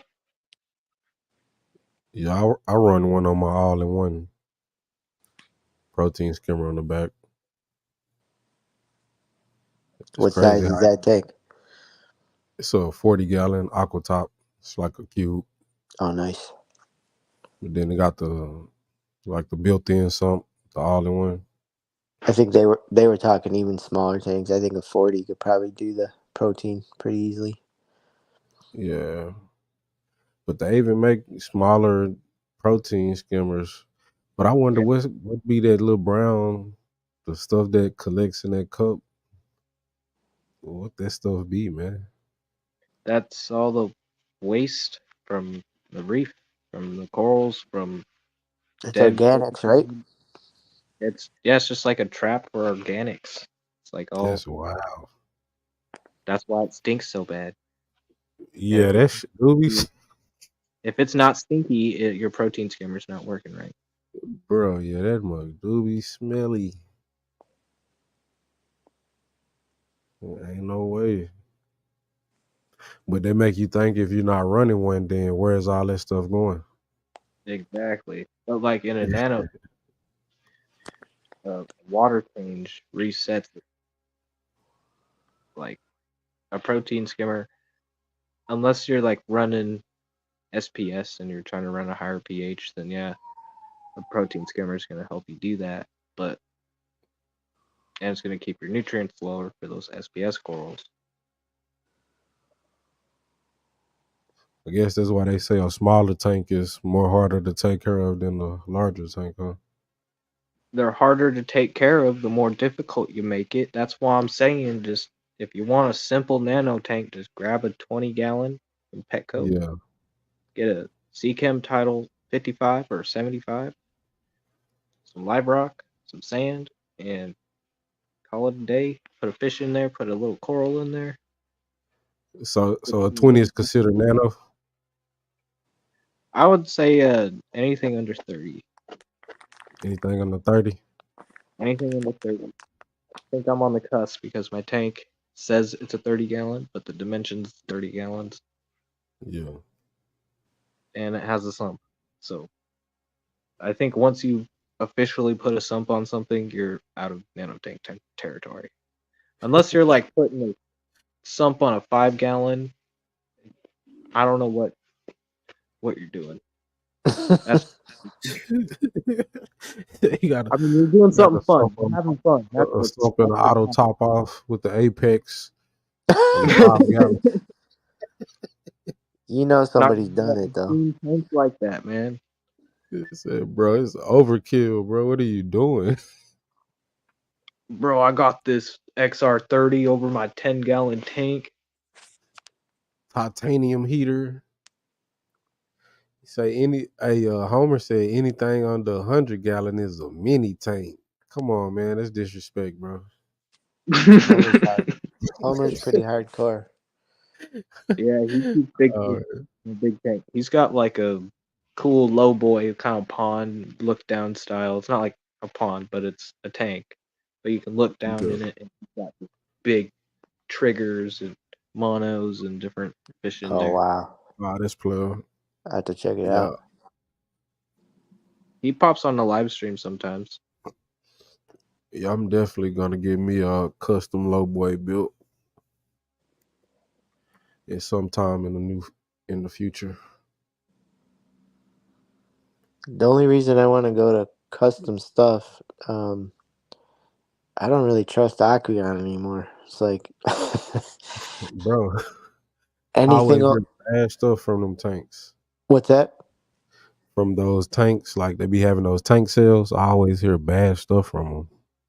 Yeah, it's and they've I did some reading, and the 40-gallon breeders, the glass actually bows on them now because they've made it so thin. That's wild. Yeah, and I don't, anyone who's seen a gallon on the floor knows that's a lot. So really, anything over 10, 20 gallons, you really don't want to see break. You're in for a bad day.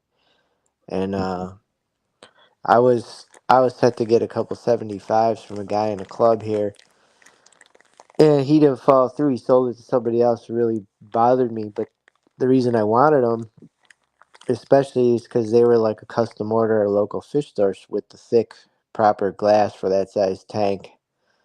They have the measurements online. They'll give you like they call it the stress factor or something like that. What it should be for the size, for the dimensions. Yeah, And the current Aquarian is like right on the edge of where you should be, and that's only considered safe because they use braces. Um, so these were going to be perfect for me, and anyway, that didn't work out. But so now I'm a little bit bummed because I don't really have a whole ton of money for custom tanks, or I did get one deal on a nice 22 long rimless last Black Friday for like $125 or something. So that's kind of going to be my display tank. But I want some 40 and 75s for like breeding and stuff, and yeah. you I can't like you those can't 40s beat because those. they're wider. Yeah, you can't beat the size and the Petco sales, but man, it's I'm just nervous about it. I guess. You just gotta eh, reseal it, bro. Yeah, I guess you could take it apart and do it. At that point, I kind of look at buying my own glass and just doing it right. And Well, no, I'm saying just do like a reseal in the inside, like Ri- strip down the old I always wondered silicone. about that. Yeah, just do the Yeah, don't take it all the way apart. nah, just reseal it, bro. Nah, you Think can't it'll do give that. you a little better peace of mind. The silicone. Silicone. It won't stick to old silicone. Yeah, that's the problem, is with my understanding. But It No, I'm just saying does. you strip the the silicone though. You then gotta. you still have the silicone between the two panes of glass. I think he's saying. You Yeah, but good? if you put a thick enough bead, I've done it. I did it to a 55, but an old school 55 with the 3/8 thick glass, like this, some thick ass Yeah. glass. The It tank it that you doesn't looking at matter. right now on the screen, I did it because there was a saltwater tank, but then I stripped the sealant and I put some new sealant on there, and then I made it a freshwater. Hey, if it worked, So it was cool. I believe it. It's cool. And dude, Mike do it all the time. The Mike's Love Life Aquatics. I know he resell his tanks. He said every tank that he get, he resell them mugs. which guy is that? Mike's Love Life Aquatics. Okay, I don't know if I know him. I know the other day someone did say it. They just maybe it was Homer here. Always reseal their tank, or no, it was Fish Tropic Canada. He's like, Yeah. I always reseal them, and he probably meant what you're saying, Car. Not all the way, Yeah, but no. Because if you right, take them all the way apart, I think that's a little more Yeah. intricate. yeah, Because because you got to get those the braces off the rims. yeah, and I think you're just stripping the inside and then resealing it back up. Like Atkins was saying, you get a good bead on it, everything will be good, man. Plenty of people do that. Yeah, but do they have basements? See, if I had a basement, I would do it. Yeah, Yeah, Just see, in I got case.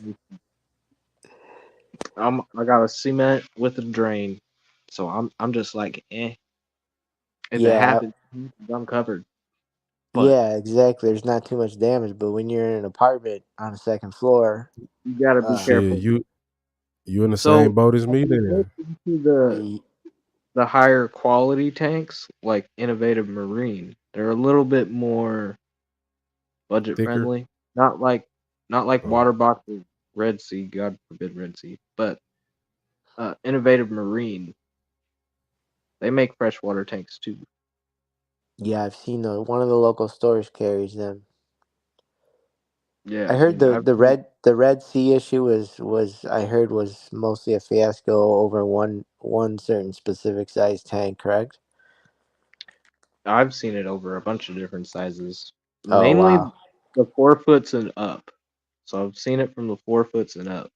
wow, do y'all pay attention to the thickness of your glass? I do. Yeah. Man, I think I had a cheap tank or something, 29. I was scraping the glass with one of those mag floats, Oops. and it, you know how you could snap it to the other side. Yeah, those magnets are really the Man, I neodymium did or that, and it had a big crack. It just oh cracked like shit. It didn't. The water didn't start leaking or anything, but luckily I had a spare tank in the shed, and I went and grabbed that. But I'll be nervous about those mag floats now, bro. yeah, you bring up a good point because I've heard people say, hey, when you put this thing on, just make sure you're doing it gently. Put something in between and then put it on there and then slide it out so it's not snapping. But Yeah, you know how it is. We all say that, but there's that one day when you're doing things too fast and you forget. Kind of like we've all overflowed something a little bit. It just yeah, happens no matter how careful you are. So I see what you're saying there. man. That was a big mistake, though. It could have been worse because, like you were saying, 29 gallons of water on the floor. You don't want to see that, man. Yeah, I watch videos and they give you nightmares. And be like, oh, 75-gallon tank burst spontaneously. you just, Yeah. it's on the, Video. yeah, it's on their like home security cam or whatever catches it, and it's just like, or a Yeah, I 100 saw that. or a 125, just lets go. Like, I mean, thankfully, usually they leak first, but man, if they ever just busted. I think a lot of people don't realize, like, emptying your tank and refilling it back up put a lot of pressure on the seams also. Yeah, you got to be level, and not so much. I mean, level is good, but like if you're slightly off totally on your level, I don't think that matters quite as now. Believe me, I would try to get as level as possible. But what matters more is if you have a sag or a dip in the middle. That's gonna really put the stress. Because think about it, say you got a 4 foot tank and you got a cinder block on one end, a cinder block on the other, and 2x4s, and you didn't put something in the middle. Now you're drooping in the middle. That's the Yeah, wrong kind of pressure on the middle. it'd be kind of warped. Yeah, Yeah, exactly. Like whereas people always talk about leveling, and that's important, but I think it's more that the whole entire surface is flat. I'm gonna tell you, I have one tank that's level out of all my tanks. Yeah, see, I don't think that's quite as big of an issue. I've had a lot that aren't quite level, a little bit higher water on the other side, and I would start to worry if it was a huge tank because it adds up more pressure over time. But on a Yeah. smaller one, I'm not too worried about a little bit. Yeah, my big tanks are level. Well, my 75, it's not level, but I can't help it. These dang I know. I concrete noticed all the. messed up that it's like the shims won't help, like bolts don't help. And then things settle after time. Yeah, I So I was was gonna just say I noticed my all-in-ones come with like leveling mats. Yeah, It's like a mat that goes up under the tank and in between the stand. I I always know y'all. wonder what's people's experience with that, like fresh soy salt. Like you put those leveling mats, kind of smooth it, especially on the rimless tank because you don't have it like that barrier in there. Um, as far as that getting gunked up with like water and stuff when you're doing changes, you're bound to get, so I always kind of wonder about that. Does it get tacky and gummy and make a mess after a while? In my experience, no. Okay. And I've I kind of, dripped water here and there uh, on the mat, but I've never experienced it getting like wet or anything, soggy. yeah. Because they kind of like a styrofoam It's type. like yoga mat material kind of. Yeah, that's what I like Yeah. using. Cause I never liked the ones that came with the tanks I got, the rimless tanks I got. They always seemed Mm, thin. So I would get the 1/4 inch yoga mat, okay. and yeah, I'd usually just go for black and then trim to size. And you can do multiple tanks that way. Yeah. Yeah, once again, the getting charged triple for aquarium Yeah, products when it's the same thing. right. They'll charge you $15 for a 12x12 piece, and Walmart will charge you $15 for a 4x2 piece. Yeah, I think 99% of us in the hobby can appreciate that kind of saving. I So think it what's the? takes some of the pressures off the corners too, though. Yeah, for sure. So what's the basic methods nowadays? What is the trend like in order from simplest to escalating up of I mean, is deep sand bed still a thing? I know you want live rock and now so actual reef live rock is I think really hard to get or I mean that probably should be anyway, but now they have what it's cured in advance. So Yeah, so I saw something recently. One of the big reef guys got some of that cured live rock from Florida, and it put Uranema in his tank. what's that? A hitchhiker? It's A like disease, it's ain't a it? bad bacterial disease that you Oh gotta wow. Yeah. treat with some serious shit. So the safest way for a noob is pretty much just find somebody who has like A getting rid of healthy some system. live rock and getting it from Yep, them. yep. Get it from a healthy system. If you But can everyone find says it's never as good as like the old school like just live rock that we used to get. so with Fiji opening back up, this happened this year. Okay. Um, we might be getting Fiji rock back. Hmm. And Fiji rock, from what I've read, is some of the best live rock you can get. Yeah, I followed a But little Okay. bit I of think that it's with gonna certain. be in small quantities, and it's gonna fetch a high price. I was gonna say. I The like Homer ideal too. Get that dry rock cured, so you basically could put dry it rock, in your tank and make it live yourself. How would you go about doing that though? Getting all the different critters and bioactivity and all that. Oh it yeah, it's takes, gonna happen over the time. Yeah. Okay, so and just we're gonna go through all the ugly phases. Yeah, yeah, yeah. Getting But live then rock, the so sand that you get too, it's gonna have some live bacteria in it. just like we do with fresh, where we kind of collect plants from other people's tanks that have a little bit on it, and yeah, Exactly. they Exactly. come in on corals. Like you'll get different bacteria from corals, good and bad, and you know, then okay, so deep sand bed. You guys do that or no? Yes or no on that one? I say no Okay. because I Minimum don't. what, 3 inches, maybe? Honestly, I don't know. I think it's up Yeah. in the air for In you to there. explain. I've seen people be successful with no sand bed. I've seen people Yeah. successful Yeah. with a 1/4 inch sand bed. and I've seen people successful with 3 inches of sand bed. So I really can't say what the best is, but I say something that's manageable and not too expensive. Try to keep it at an inch at the bottom.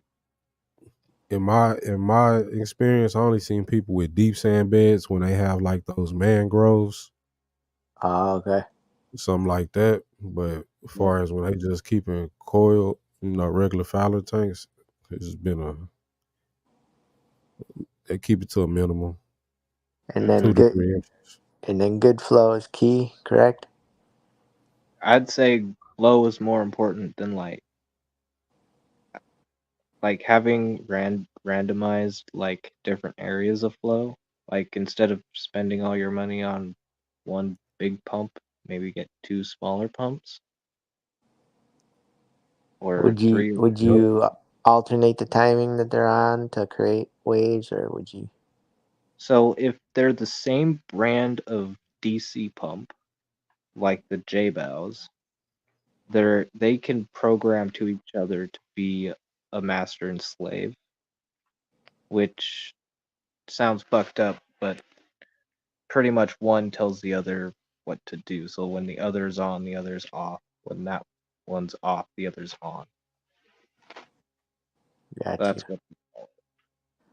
I'm asking these not just for I'm hoping it's interesting to the chat too, because I could ask this guy this stuff offline and get your opinions. But I was trying to ask something more straightforward, maybe that everyone's curious about, and then like Miner saying, next step would be choose your filtration, which could be many things, and then like the first techie step might be the protein skimmer, but then like after that, would you go to calcium reactor, or say you're trying this is someone's trying to do it simple? I would say if you're doing it simple, stay away from calcium reactors. Okay.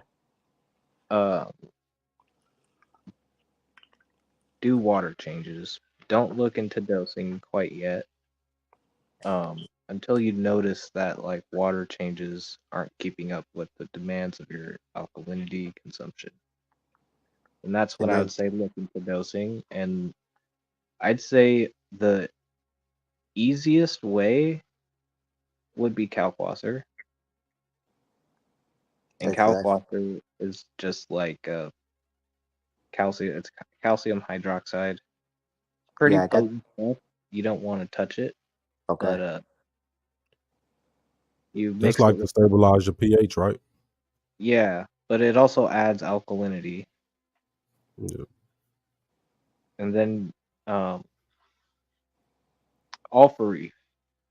Once you've got your alkalinity going and you think you need like a little bit more calcium, magnesium, and different trace elements, I'd look into Alpha-Reef because that's just another all-in-one you can put on a single doser. Or hand dose it. I hand dosed it for a while. So keep it simple. Up for a doser. And then as far as like water parameters, phosphate is the devil? Not really. I've had my phosphate as high as 0.2. Okay. And the corals are fine. Algae, not really a thing. But you don't want them to bottom out, is the thing. 0.0 is bad. Because they do feed off some nitrates and stuff like that. Yeah, the corals feed off some of they feed off phosphate and nitrate. And if it bottoms out, that brings in different bacteria that feed on the other stuff, like dinos. And so you don't want your tank too clean. Yeah, too clean is bad. It's crazy. Well, it's just so Homer saying his sand bed is 5 inches.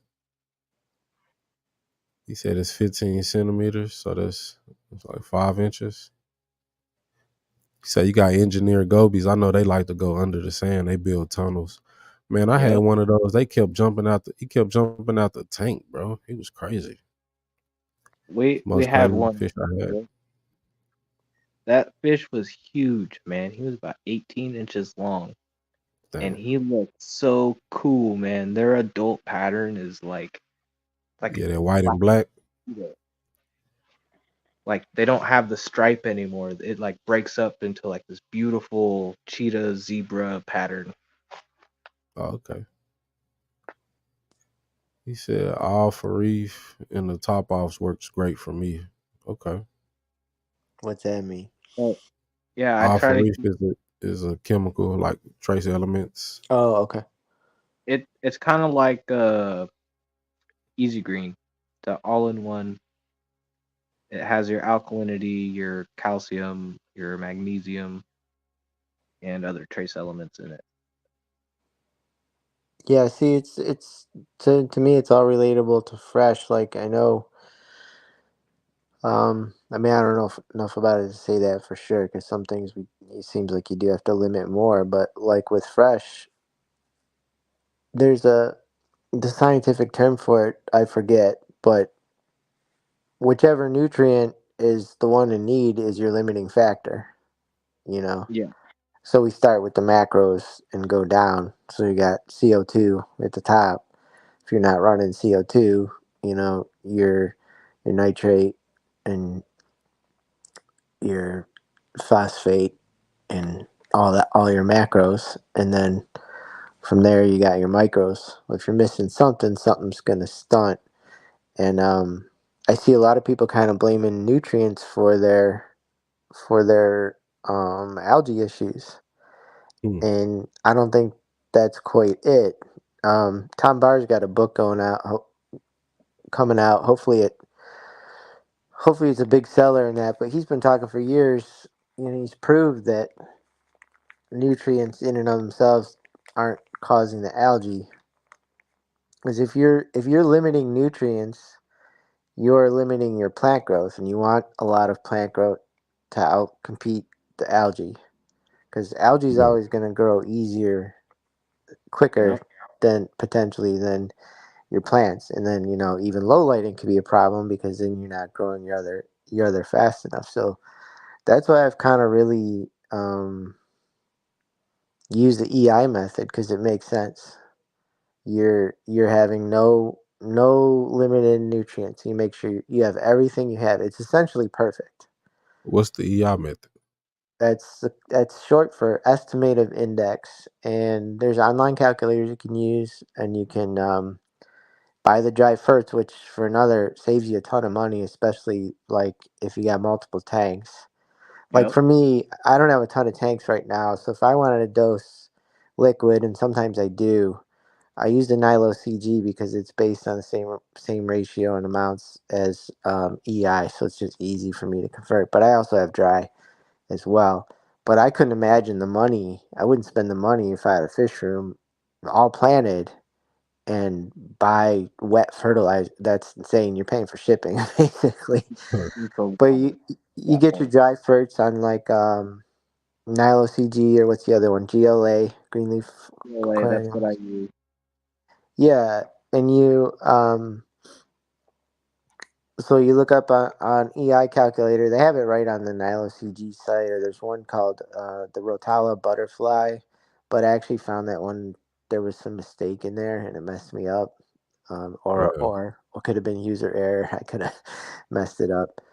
But the idea, and it used to be every other day you would do your macros on one day, car. So you'd say Monday you do your macros, Tuesday your micros, Wednesday your macros, Thursday, etc. And then you on the seventh day, God will rest, and you don't dose, and you do a water change, and it resets it so nothing gets out of hand. But that's not for the plants, that's for fish health, because you don't want to be if a system doesn't happen to be using enough nitrates, you don't want to get too heavy on nitrates, or some of the traces could build up, etc. And Yeah. he kind of developed this for people to not even have to test, and it would always come out safe if you did the correct amounts, 4 times a week, and then did a 50% water change on the weekly. And now keep in mind, some things people don't realize about this is like you can adapt it to low tech and not weekly water changes as well. Works on the same principle. It's not going to be as exact, but it works on the same principle.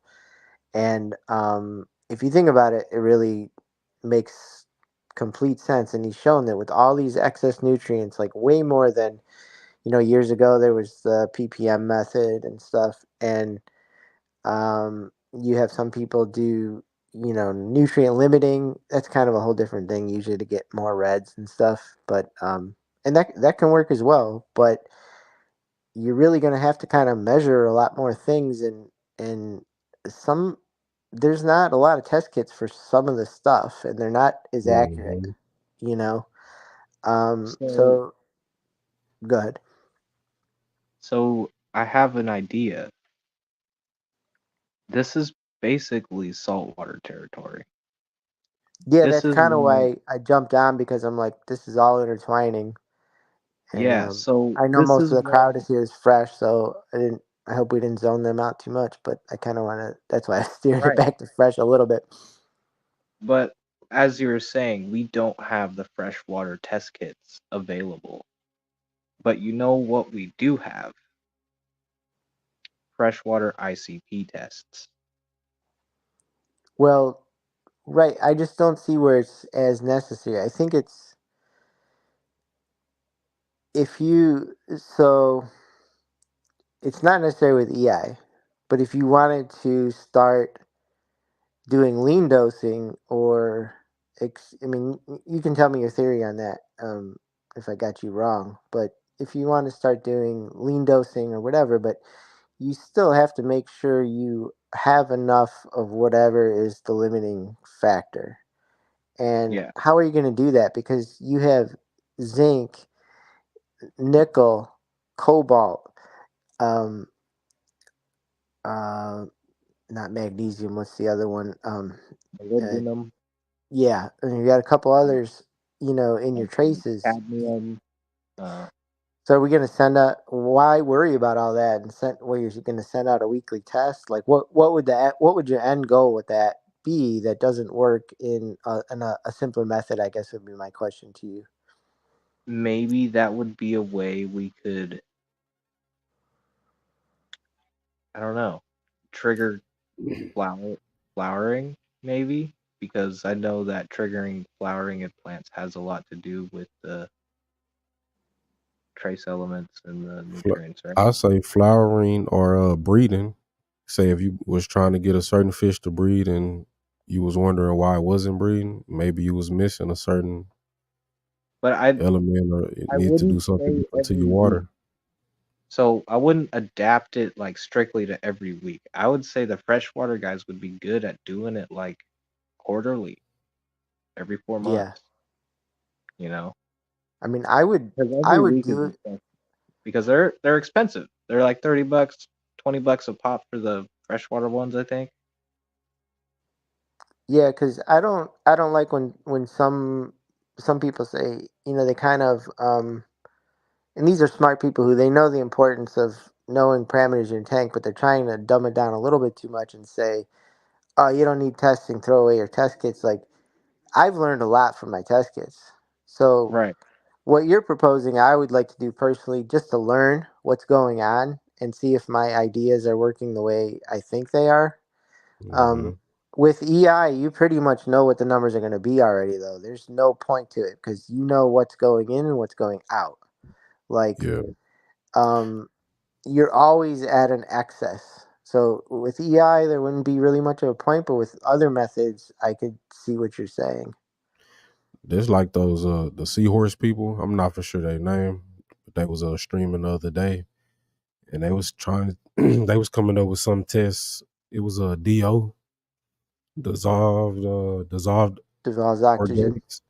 Oh, Oh, is it dissolved dissolved organics. oxygen? Well, it could be Yeah, either. I think it's dissolved organics. But Well, they you was bring. trying to. Damn, excuse me. They was trying to see how did the water change. I guess once you put like frozen foods or something in the water. Yeah, Um, absolutely. Well, because they yeah, have to feed all day.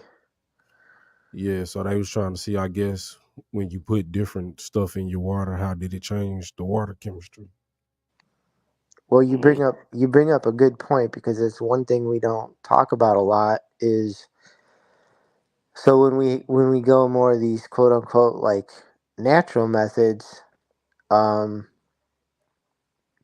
we talk about how well if I have enough plants and I top off, and that's a little bit of a discussion I think we should have too is topping off, but and how to do it properly. But if you um have your system and you're going, well, my nitrate's 10 to 20, it's safe, right? Yeah, But that doesn't account for the dissolved organics. And I wish it were true that, and I'm not against it, and I know you can do it, but going long times without water changes, and actually in there's a theory, Tom Barr's theory on a low tech tank is it's better to do less water changes. He was talking like 1 in 6 months, just for the fact, and then he's mostly a high tech guy, but he's saying, well, if you want to do that way, his his idea about that, and I think he proved it. We'll see when the book comes out how much Alex has been talking about it. It sounds like it's close to coming out. His anybody out there, his forum, it's all but dead now, but it's still a great resource just for searching and some really himself and some other really smart people. And another forum that has a lot of people like that is the UK one, UCAPS, the one that George Farmer's a part of, UKAPS. yeah, Um, both those are great resources to take a deep dive on this, in my opinion. But the idea with the lower tech tanks, um, and this might be why something like a father fish method is working, that he doesn't necessarily know that that's why it's working. I'm not dogging him or whatever. But um, so the plants adjust to this low CO2 environment. We know our plants sort of adapt slowly. You make a change, you wait 2 weeks. Um, so they adapt to this low CO2 environment. You go and do a water change after they're sort of adjusting, you just put a bunch of CO2 in the water and then they're readjusting to that. mm, So that's where his theory comes in because he's a water change guy, but he said if you want to do low tech, uh, he talks about minimizing water changes. And I've actually had that work for me. But the key, and there's that guy, I sent it to like Ivy and a couple other people. You guys might have been talking about earlier, excuse my memory. The guy who like went 30 years without a water change on that tank, Aquatics by Nature. Have you guys seen him? I think I have seen that. He kind of he did an interview with George Farmer, and that kind of made his channel blow up, obviously. And I think he maybe did one with MD Fish Tanks, which would also help. So now yeah. his channel got a boost, and he had this tank, and in 28 years, he's Those got like what? Amanos that he said were like 14, 15 years old or something crazy like that. You say you dose vodka? What's that? What Homer say? He said, but he dosed what on a big tank? I Oh, can't he does vodka dosing. get out of here, man. I No, he's not kidding. It's a I thing. I know that's a thing, but I think it's older or something. I don't know. I've heard of For it, but real? It's old school. It's yeah, old school carbon dosing. Ah, man, that's wild. yep, I've I heard say of it, though, but in my opinion, I think water changes stems on three key factors: how heavily stocked your tank is, agreed. how heavy you feed, and if it's planted. I Yeah, I think mean, those three things, take you know have an well, I effect. agree that that's the basis of whether you're gonna have to do them a lot or not. If you want to go with a long time without them, I don't think you can be stocked to the hill and feeding like crazy. I totally 100% Yeah, agree with that. That's just common sense, right? But like, To me, it seemed like it. So if you're not really feeding heavy or you don't have a lot of fish in there, then that explains why you really don't have to do a lot of water changes, in my opinion. and I could be personally, wrong, you know? I've, I don't have enough. I want to put the time in to try these other systems and see what I get out of it and how, if I can become a believer or not. But personally, I just notice better health out of the fish with water changes. Yep. Yeah. So I prefer them. But I'm just saying, like, if you want to go that way, I'll just make one last point and shut up. Um, like the guy with the 28-year-old tank, I think he did like 3 water changes in all that time. One because something happened and he had to, and one because he moved and something else. But it's an interesting tank, and he kind of just put what in it, and whatever plants worked for that system he kept, and whatever didn't work. He wasn't trying to do every plant in the world. You can't do that with that kind of tank. But Yeah. the main thing I want to bring up is because there's one thing that gets left out, and I've asked like Alex and LRB and Father Fish. I said, hey, you're kind of leaving this out. Do you not worry about this, or you do it? And they're like, oh no, I do it. And I'm like, you should point that out more. And I brought that up to this Aquatics by Nature guy, and he actually recently did a video on it, and that is top offs. So Mhm. if you've got hard water and you're only topping off, well, what's going to happen? That water is going to get hot like a rock, Yeah. and the plants aren't going to like it, the fish aren't going to like it, and it's going to be a change. So, and his video does a really good job of explaining it in a simple way. And basically, just use your TDS meter, have a target in mind, similar to what comes out of your tap, and if you're a little bit low that week and you got room for it to go up, do your top off with tap. If you're starting to get too high, top off with RODI. But it's kind of, I think that's a huge thing that's left out of these So you no water so tank you systems. so basically you're saying you think the water gets harder over time or does it get Well, softer think about it. It definitely, well, you have some softening in a tank with a lot of plant load and that's or established. driftwood?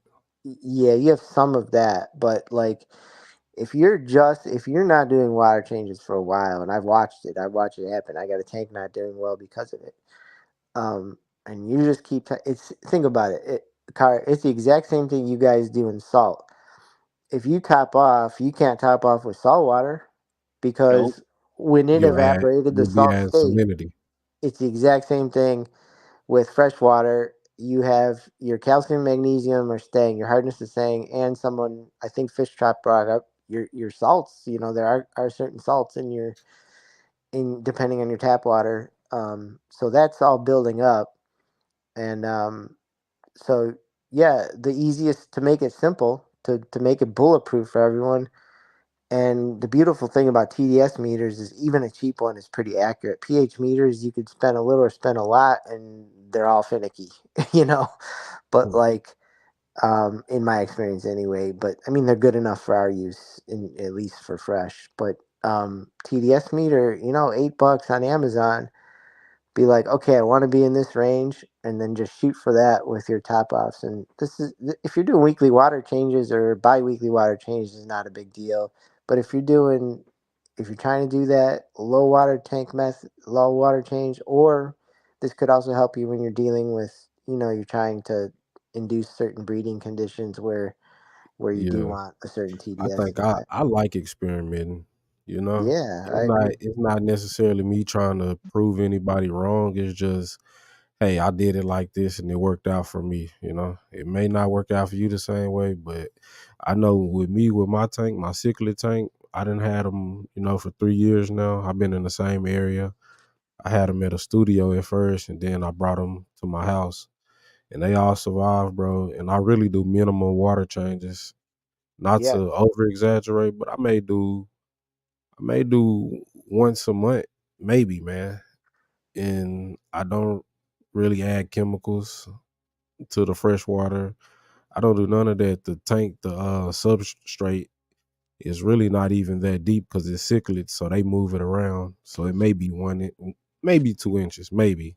Yeah. on certain sides because they just get it in their mouth and spit it on the other side of the tank. So Yeah. they don't care, bro. So I What do really you got? can't. Geos and stuff?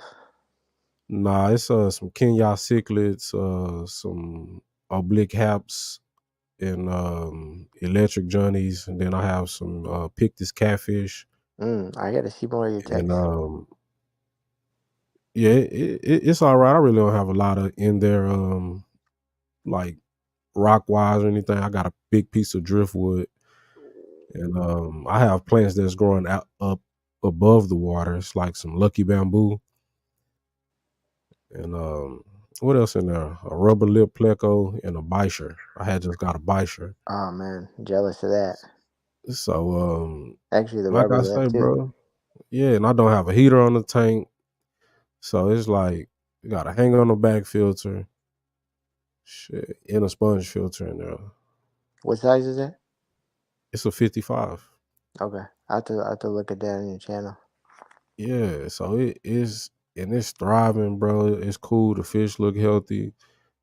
It's no fin rot, no hole in the head, none of that, bro. Everybody cooling.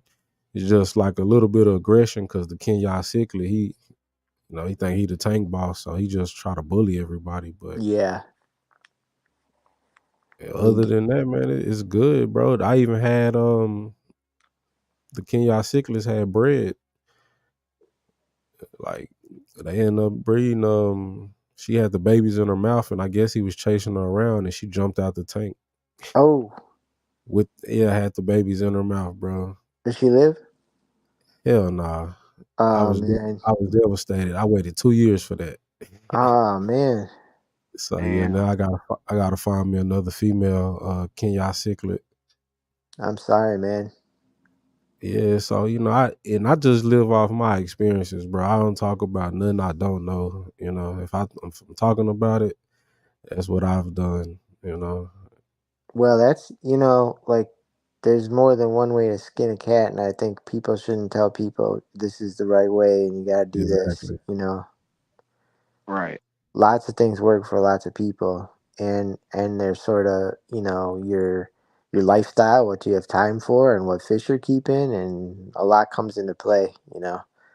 But for freshwater, the main thing I can say for doing plants, add more plants. You don't have enough if you're getting a lot of algae, But Amen.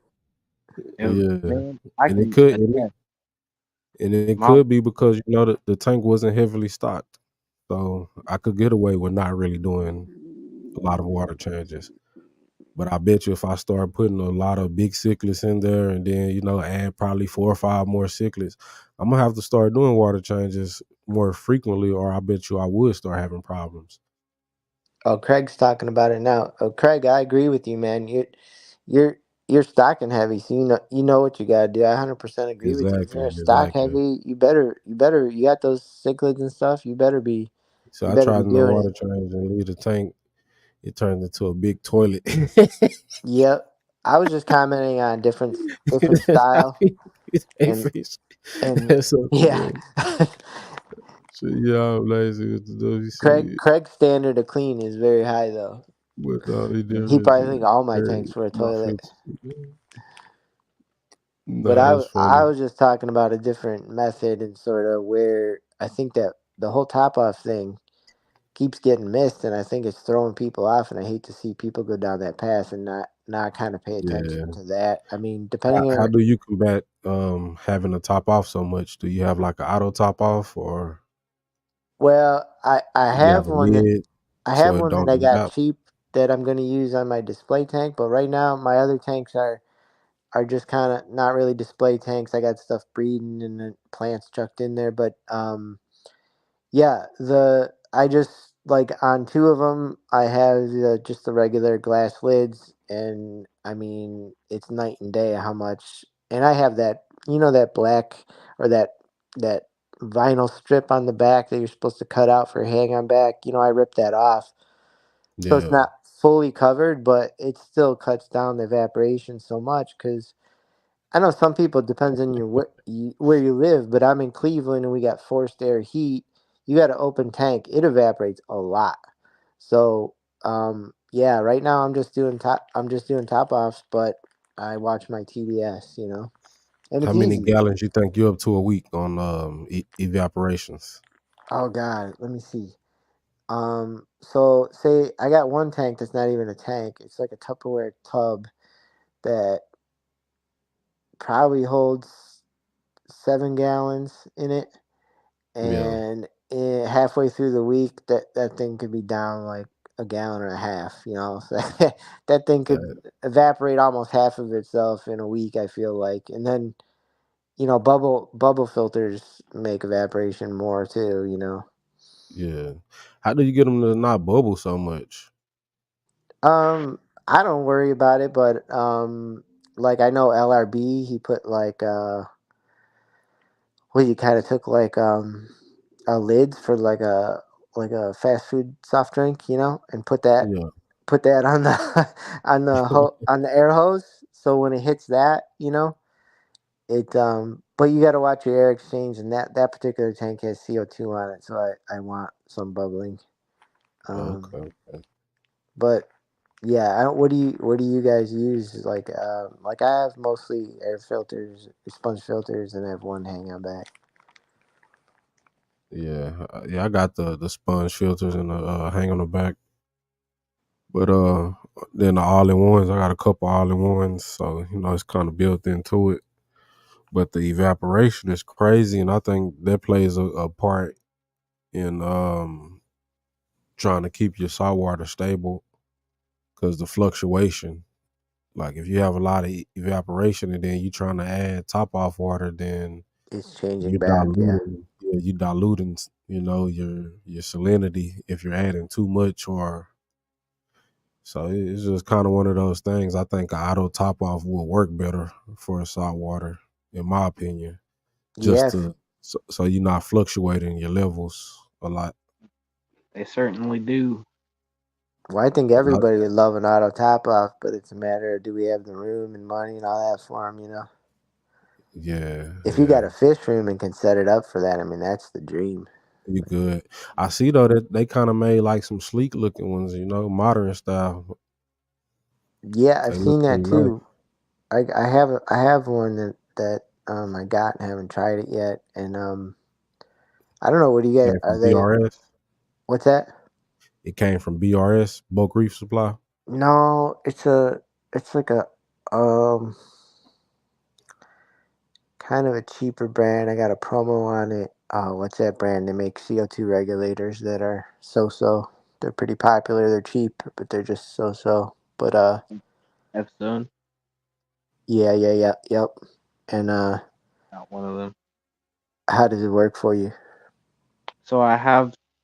It's not like the actual regulator. I have their CO2 generator, which is their soda bicarb Gotcha, with the right? CO2, and it worked good on my little nano tanks. Like I didn't have to change that thing for like a month and a half, 2 months sometimes. I just ran it Nice. very slow bubble rate. Since I have very little KH and GH, I don't really need a lot of CO2 anyways to get my target range of whatever CO2. Yeah. Do y'all And focus on y'all DKH? in freshwater, yeah, Yeah. especially if you want to do like the CO2, or if I It's want kind to of do. kind of the foundation. Mhm. I think of it as the foundation of it. Yep. If you I learn the pH and the KH. It just depends on like the fish. Like to me, like I think in general, people focus on pH too much. I think in this is a big generality.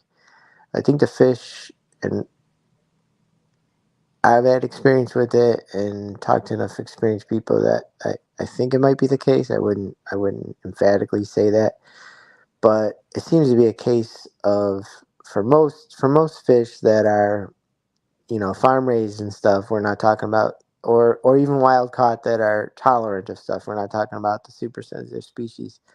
They're more reacting to the GH, your hardness, um, Hmm. than the pH. Um, And like right now, I have some rare pistos. They're just F1s, so they're just one generation away from the wild. And the breeder told me they'll do fine in any water. I have hard water. He's like they'll do fine. He's like just if you want the eggs to hatch, that's when you gotta drop your pH down.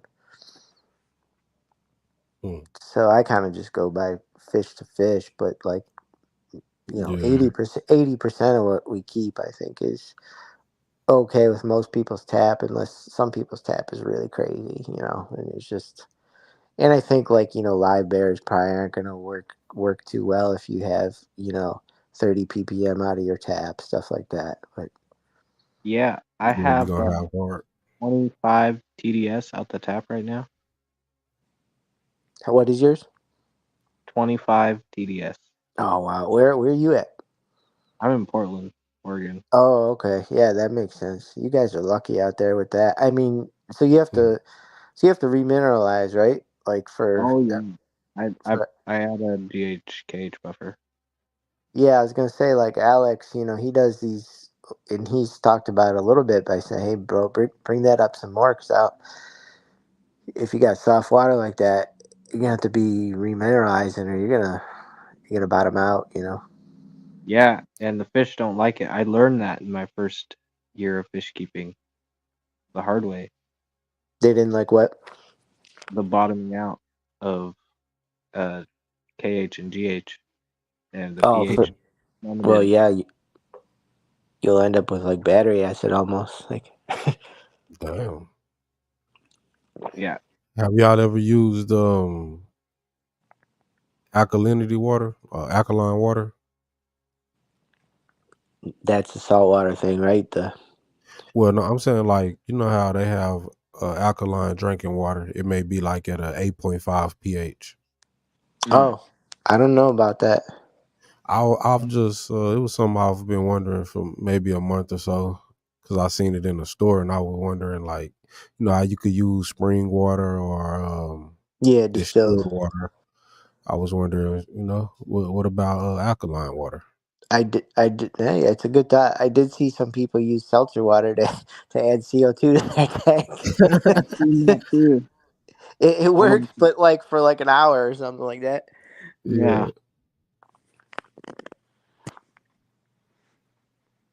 yeah. I Yes. don't know. I guess I have to look more into it because I didn't ask, probably a couple times, but I guess that's probably not a thing yet or something. People not really using alkaline water. You might be onto something. Is it supposed Probably to be so. better for like the body absorb the Exactly. water? So I wonder, Yeah. could it somehow regulate your pH if you Yeah, already but using like, yeah, you just want that KH stable though. Like Ian would be able to tell you more about that because he's dealing with that. He has to get his KH to where he wants it to keep everything kind of stable because his tap water is the way it is. You know, yeah, it's and like that's once you add one element, another element goes down or goes up. yeah. We don't want to get in that chasing parameters thing if we don't have to. That's why we want to keep the Yeah. Ian, what would you say is the best way for your like if you didn't have a specified mix, like your KH, you just use like bicarbonate? Mm, I I've never used bicarbonate, but I just use like literally it's cichlid salt, and I just Okay, yeah, put a little bit in, wait a little bit, and I test the TDS. That's yeah. kind I of always I always wonder if like those shrimpy salts and all that, where it's so expensive, but is it much different than what I have sitting here in dry fruits and stuff, which is GH booster. I mean, if it has a GH and a KH booster, then I mean, I don't see why not. I mean, I haven't tested the actual GH and KH. I've just been going off TDS Yeah, recently. but But those shrimp also, salts, they crushed coral, I've noticed helps keeps it stable a little oh, bit. absolutely, absolutely. You guys have to do that, I would say, for sure, right? I just put a fucking chuck it in the bottom of the substrate, so got a little white specks, but it covers up over time. Yeah, I think Alex said he does like half a cup per 10 gallons or a cup per 10 gallons, something like that. And that probably takes a long time to break down. Yeah, and it will break down. We'll add don't use those fucking Wonder Shells. Those things are garbage. Yeah, there's too much other stuff in them because they usually have the They feet. don't even list ingredients on them. That's how garbage they are. Well, plus I think it's just way more This either? expensive. Yeah, Yeah. it was. Yeah, the GH booster, and then you guys talked about the all-in-ones, and there's ways of making the all-in-ones for the freshwater, and I was thinking about making up and selling uh, a trace element mix, Yeah. where I don't know if you guys do. Anybody here does DIY ferts? People figure out how to basically do an all-in-one at home, whereas before you would have to alternate like I was talking about, the macro and the micros. Mm-hmm. Now they figured out what affects what, and what chelators you need in the iron for it to not participate out of the water when it's mixed with, it interacts, I believe, iron interacts with the phosphate, I believe. So they've kind of figured out all that, and it also depends on your pH level. But the problem with some of the trace mixes are sometimes part of the GH booster. It'll be like GH booster plus boron. It'll have the other like traces in it. Now the problem is every trace has a different molecular weight.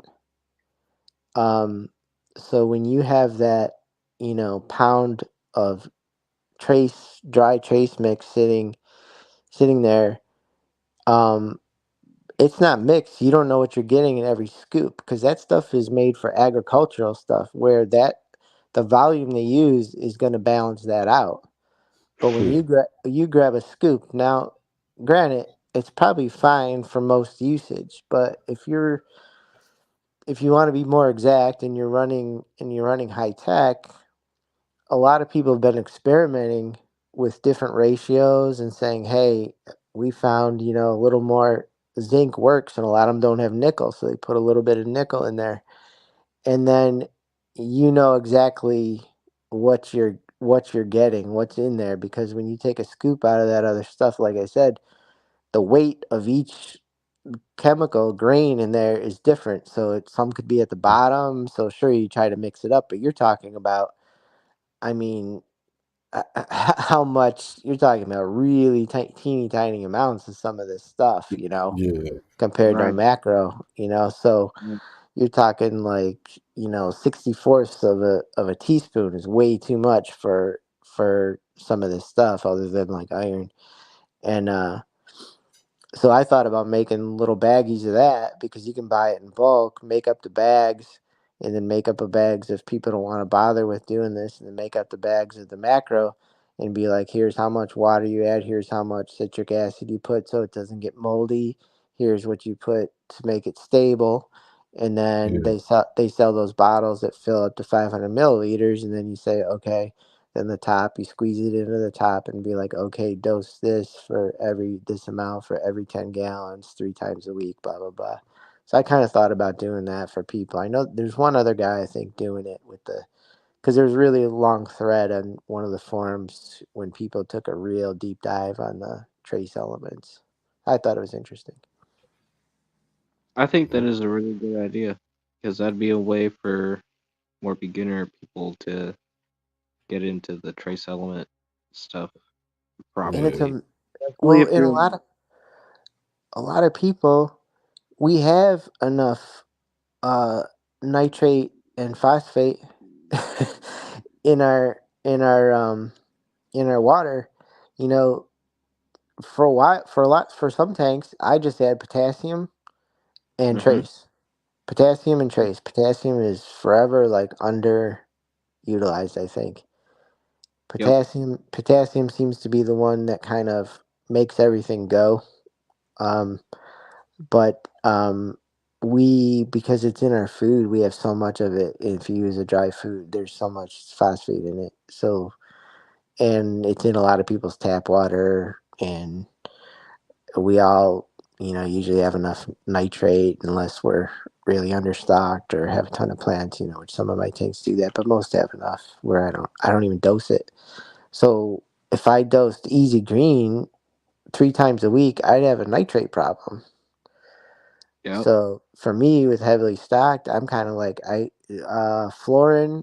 Florin makes it. It has K and Trace. So I think I wish there was more products like that. But and another aspect bonus to this would be for people, if we want to make it easy for them to learn how to get into DIY, because it seems overwhelming at first, but it's actually anybody could do it. If they could bake a recipe, they could do it. But it would just sort of make it easier and would show them how much cheaper. Like, I mean, you spend $20 on dry ferts and you're set for like 2 years for a lot of people. Yeah.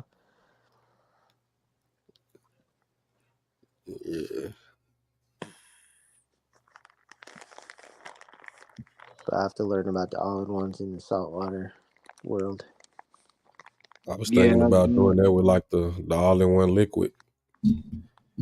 Like, go ahead and bottle up like the ratios, like the trace elements with the part water, because I'm people sorry, that. I looked at Homer's post. I'm sorry, I missed what you said, Car. Oh, I was saying like how you have the trace elements and you already have the mixture with the part water, however much you need. I was thinking that'll be dope because Yeah, a lot of I'm it's willing kind to of do like it. similar to what you was talking about, but with the liquid. I was talking about doing it with the liquid. Yeah, well, this you make a liquid out of it. Oh, okay, Yeah, cool. yeah. You can dump them direct in the tank. For your macros, I think the micros you always want to mix. But now that they kind of cracked the code on how these manufacturers are making them all in ones in the same bottle, um, Yeah. so Y'all ever it's saw that Reef Safe? I don't know. It's made by Seachem. Seachem. I don't think I know that one. I know of safe. You never saw it? Huh? I know of safe. Seek 'em safe. Yeah. It might. It's either Reef Safe or Reef Plus. It may be Reef Plus. Mm. Yeah. I think it's Reef Plus. It's a red bottle. It's all white with the red sticker on it. It's Oh, Yeah. nutrients. It's It has all the trace elements in it. So like the magnesium, calcium, Oh, copper, all okay. that stuff. Yeah. Yeah, and if you nine. go on if you go on like either GLA Greenleaf Aquatics or Nilo CG, Uh huh. you'll see the bottles that Ian and I were talking about that you mix the DIY stuff in. Okay. Um, and it's just and then it's designed so you can squeeze it into the top cap and then just dump that accurately so you can be like, okay, this is 5 mil that I'm dosing. And then Yeah. the person making the mix for you would pick a number that's easy. They'd be like, okay, I want to make 5 mil for 10 gallons to make it easy for people, or whatever the number is. And then they would design the amount of powder in each bag that you're going to mix for each bottle and be like, okay, here's a What week's worth, here's a month's worth. what Craig is talking about? He said if you get banana skin in water and let it Homer sit, Homer that's was the saying you can raise your potassium in your tank by feeding bananas. So I was asking if he's for real, and he said yeah, and then Craig said bananas are full of potassium. I know that because I have to take potassium pills and eat bananas. But um, he's saying it's good for plants to let the skin sit in there. For real, Craig, you let it sit in I'm there for about to say, are weeks? you for real, man? Because Craig's like all about clean, and now he's talking about letting rotten banana skins in his tank. That's contradicting, man. I trust Craig though, man. If he says something works, I don't doubt him because he's a good breeder, man. And Well, they have freeze dried bananas, so I well, wonder that's if what you he. could. Yeah, he just mentioned that now. It says you wonder if you could dry it out. That's probably true, Craig. Just if you eat a lot of bananas, just dry out the No, peels and he then said grind it he up. said not in a tank, in a jug. Oh, okay. He I thought makes he was talking about putting a banana peel and letting it sit in the water. so Craig makes potassium water out of his jugs and then doses it. Yeah, for garden plants. Man, Okay, I'll that's just pay $10 for a pound of potassium. I'm good. Right. see, nah, What that's a up, good George? idea though, especially if you already got some bananas. Dang, it is 2 o'clock here. Shit, it's 4. It's 4 where I'm at. Oh wow, I lost track of time myself. Yeah, people Might finna be start fixing getting up. to Shit, we down. still up. Well, thanks for letting me on, guys. I learned a lot. Yeah, no Yeah, me too, problem, man. Me too. Y'all was kicking some knowledge, man. That's why I came up. Well, like Ian said, the reefers code, I feel the same, and I think it's awesome that I think the YouTube community kind of fosters that because the old school guys, man, they want to keep things secret. They want to keep certain fish away from you if they got them, and like the man. Yeah, whole the man. whole like fish fam is more about sharing and stuff. And like if I got a couple rare things, when I grow them up, I'm gonna sell them and get them out there. I'm not gonna be Yeah, like, oh, I'm not gonna sell you females. Like I guess that's my thing though, because it's like people be saying, "Well, this fish is like not trending right now." Well, what made a better trend or a Jack Dempsey or whatever trend? People have to put it in the hobby, and then people want to start buying that type of fish. So I believe if you put it out there, people start wanting to buy it. yeah, Now and I this think is go ahead, Ian. George, a sexy shrimp larva growing over here. What? Oh yeah, that's cool. I don't know if you guys know what a sexy shrimp is, but they are sexy. Yeah, those are Yeah, cool. They're definitely. ones that jiggle. They jiggle their butts. Yeah. Yeah, they be twerking. Yeah, I think sometimes we forget. Like, imagine, like, okay, we look at a neon tetra and you're almost bored, or a lot of people are anyway. But think about when that was new. Like it Mm-hmm. rare. Probably used to cost a Exactly. fortune. To me, it's still Exactly, damn bro. beautiful fish. I breed what I like. Like I don't. Some people love convicts. A lot of people think they're like roaches. You know, whatever you like is is Nah, good. for real. So I think We once you discover something new and you bring it into the hobby, if it's something cool, people will gravitate towards it. Yeah, well, I do have a really rare pistol. It's hardly in America right now, and it's a handsome fish. You can see the parents of it on my YouTube channel. So I would think they'd be popular, but then again, you don't know. Maybe people just want the crazy inbred triple reds or line bred stuff, and Yeah. I think they're gorgeous, and I can't wait to. I'm hoping I have. I'm a little worried I got all females, but I think the breeder will. He had these rare things, and he didn't overcharge me or anything. I just lucked out at a big regional show here, the Ohio Cichlid Association, and Okay. uh, and I just lucked out. He only charged me $20 a piece, so they weren't too bad. And I'm like, I hope I bought enough because I'm hoping I got males and females. But I got a couple of people in the fam that want them, and um, I'm not gonna hold them back. I'm just gonna be like, here they are. Like I give a break to Gonna charge them an fish. arm and a leg for them. I give a break to fish fan people. I go on Aquabit and charge more there. Like if they command the price. I don't. It's weird. You don't even just because they're rare doesn't mean they're going to get a lot of money necessarily. That's the thing, you know. Like Right. you just don't know. To me, as rare as they are, and as pretty as they are, I would think they'd be like at least $100 a pair. You know, nothing too crazy, but I don't think they'd be cheap. But I'm just excited. Like I'm not like, oh, I got something rare, so it's better than this or that. I just think it's a little bit exciting to kind of be able to. I just got so lucky that shit doesn't happen to me, and I'm no big breeder or anything, but I just think it's fun if I'm able to get that one out to people, you know. So I'm gonna yeah, be those and some nice bettas I'd like to get out there and stuff like that. nice. George, I'm gonna be shutting it down here soon, but take a video and send it to me. I want to see that. What's George Yeah, say? for sure. I know that's what I'm finna be on that same thing, fellas. But it's definitely been grand, man. Yeah, thank you very much, Kara. I have to get with you on maybe a 3D printer talk. For sure, man. I'll be doing the cutting machine, the Cameo. Yeah, I looked that up too. Yeah, yeah, Craig's yeah. got one. You got one. I started looking it up.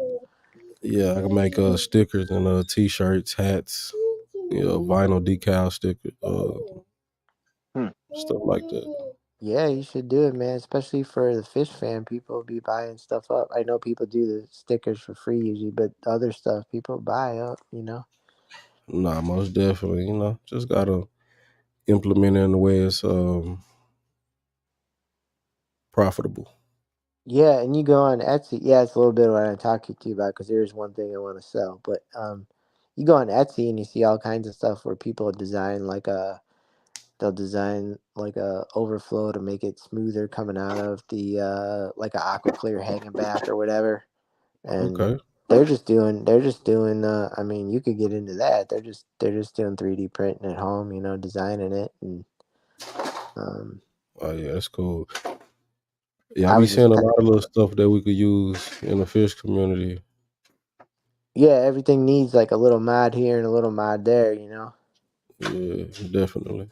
I was just kind of shocked at the hours that some of the one thing I want to build takes like 16 hours to print. I'm like, holy God, you know. Shit, hey, Yeah. just implement that in the cost. Yeah, yeah. Took 16 man hours. That well, no one would buy it for that though. That's the thing, you know. So Nah, it's just an idea anyway. It might not be anything, but never know, man.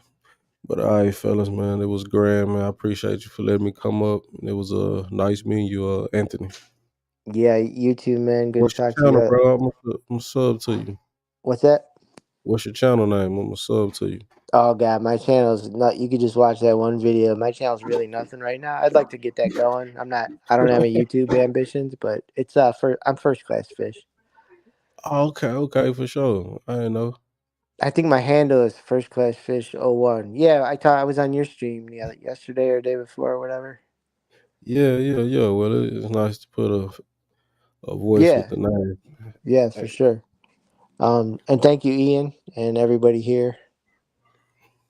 all right, for sure. Well, sure, man. I'll catch up with you fellas later.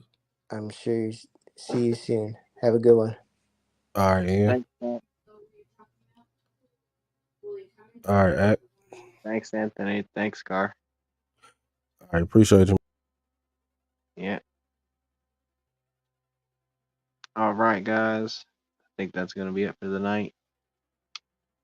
We'll see you in the next one. We'll know if I do a stream later on this week in the daytime. We'll see. But peace, guys.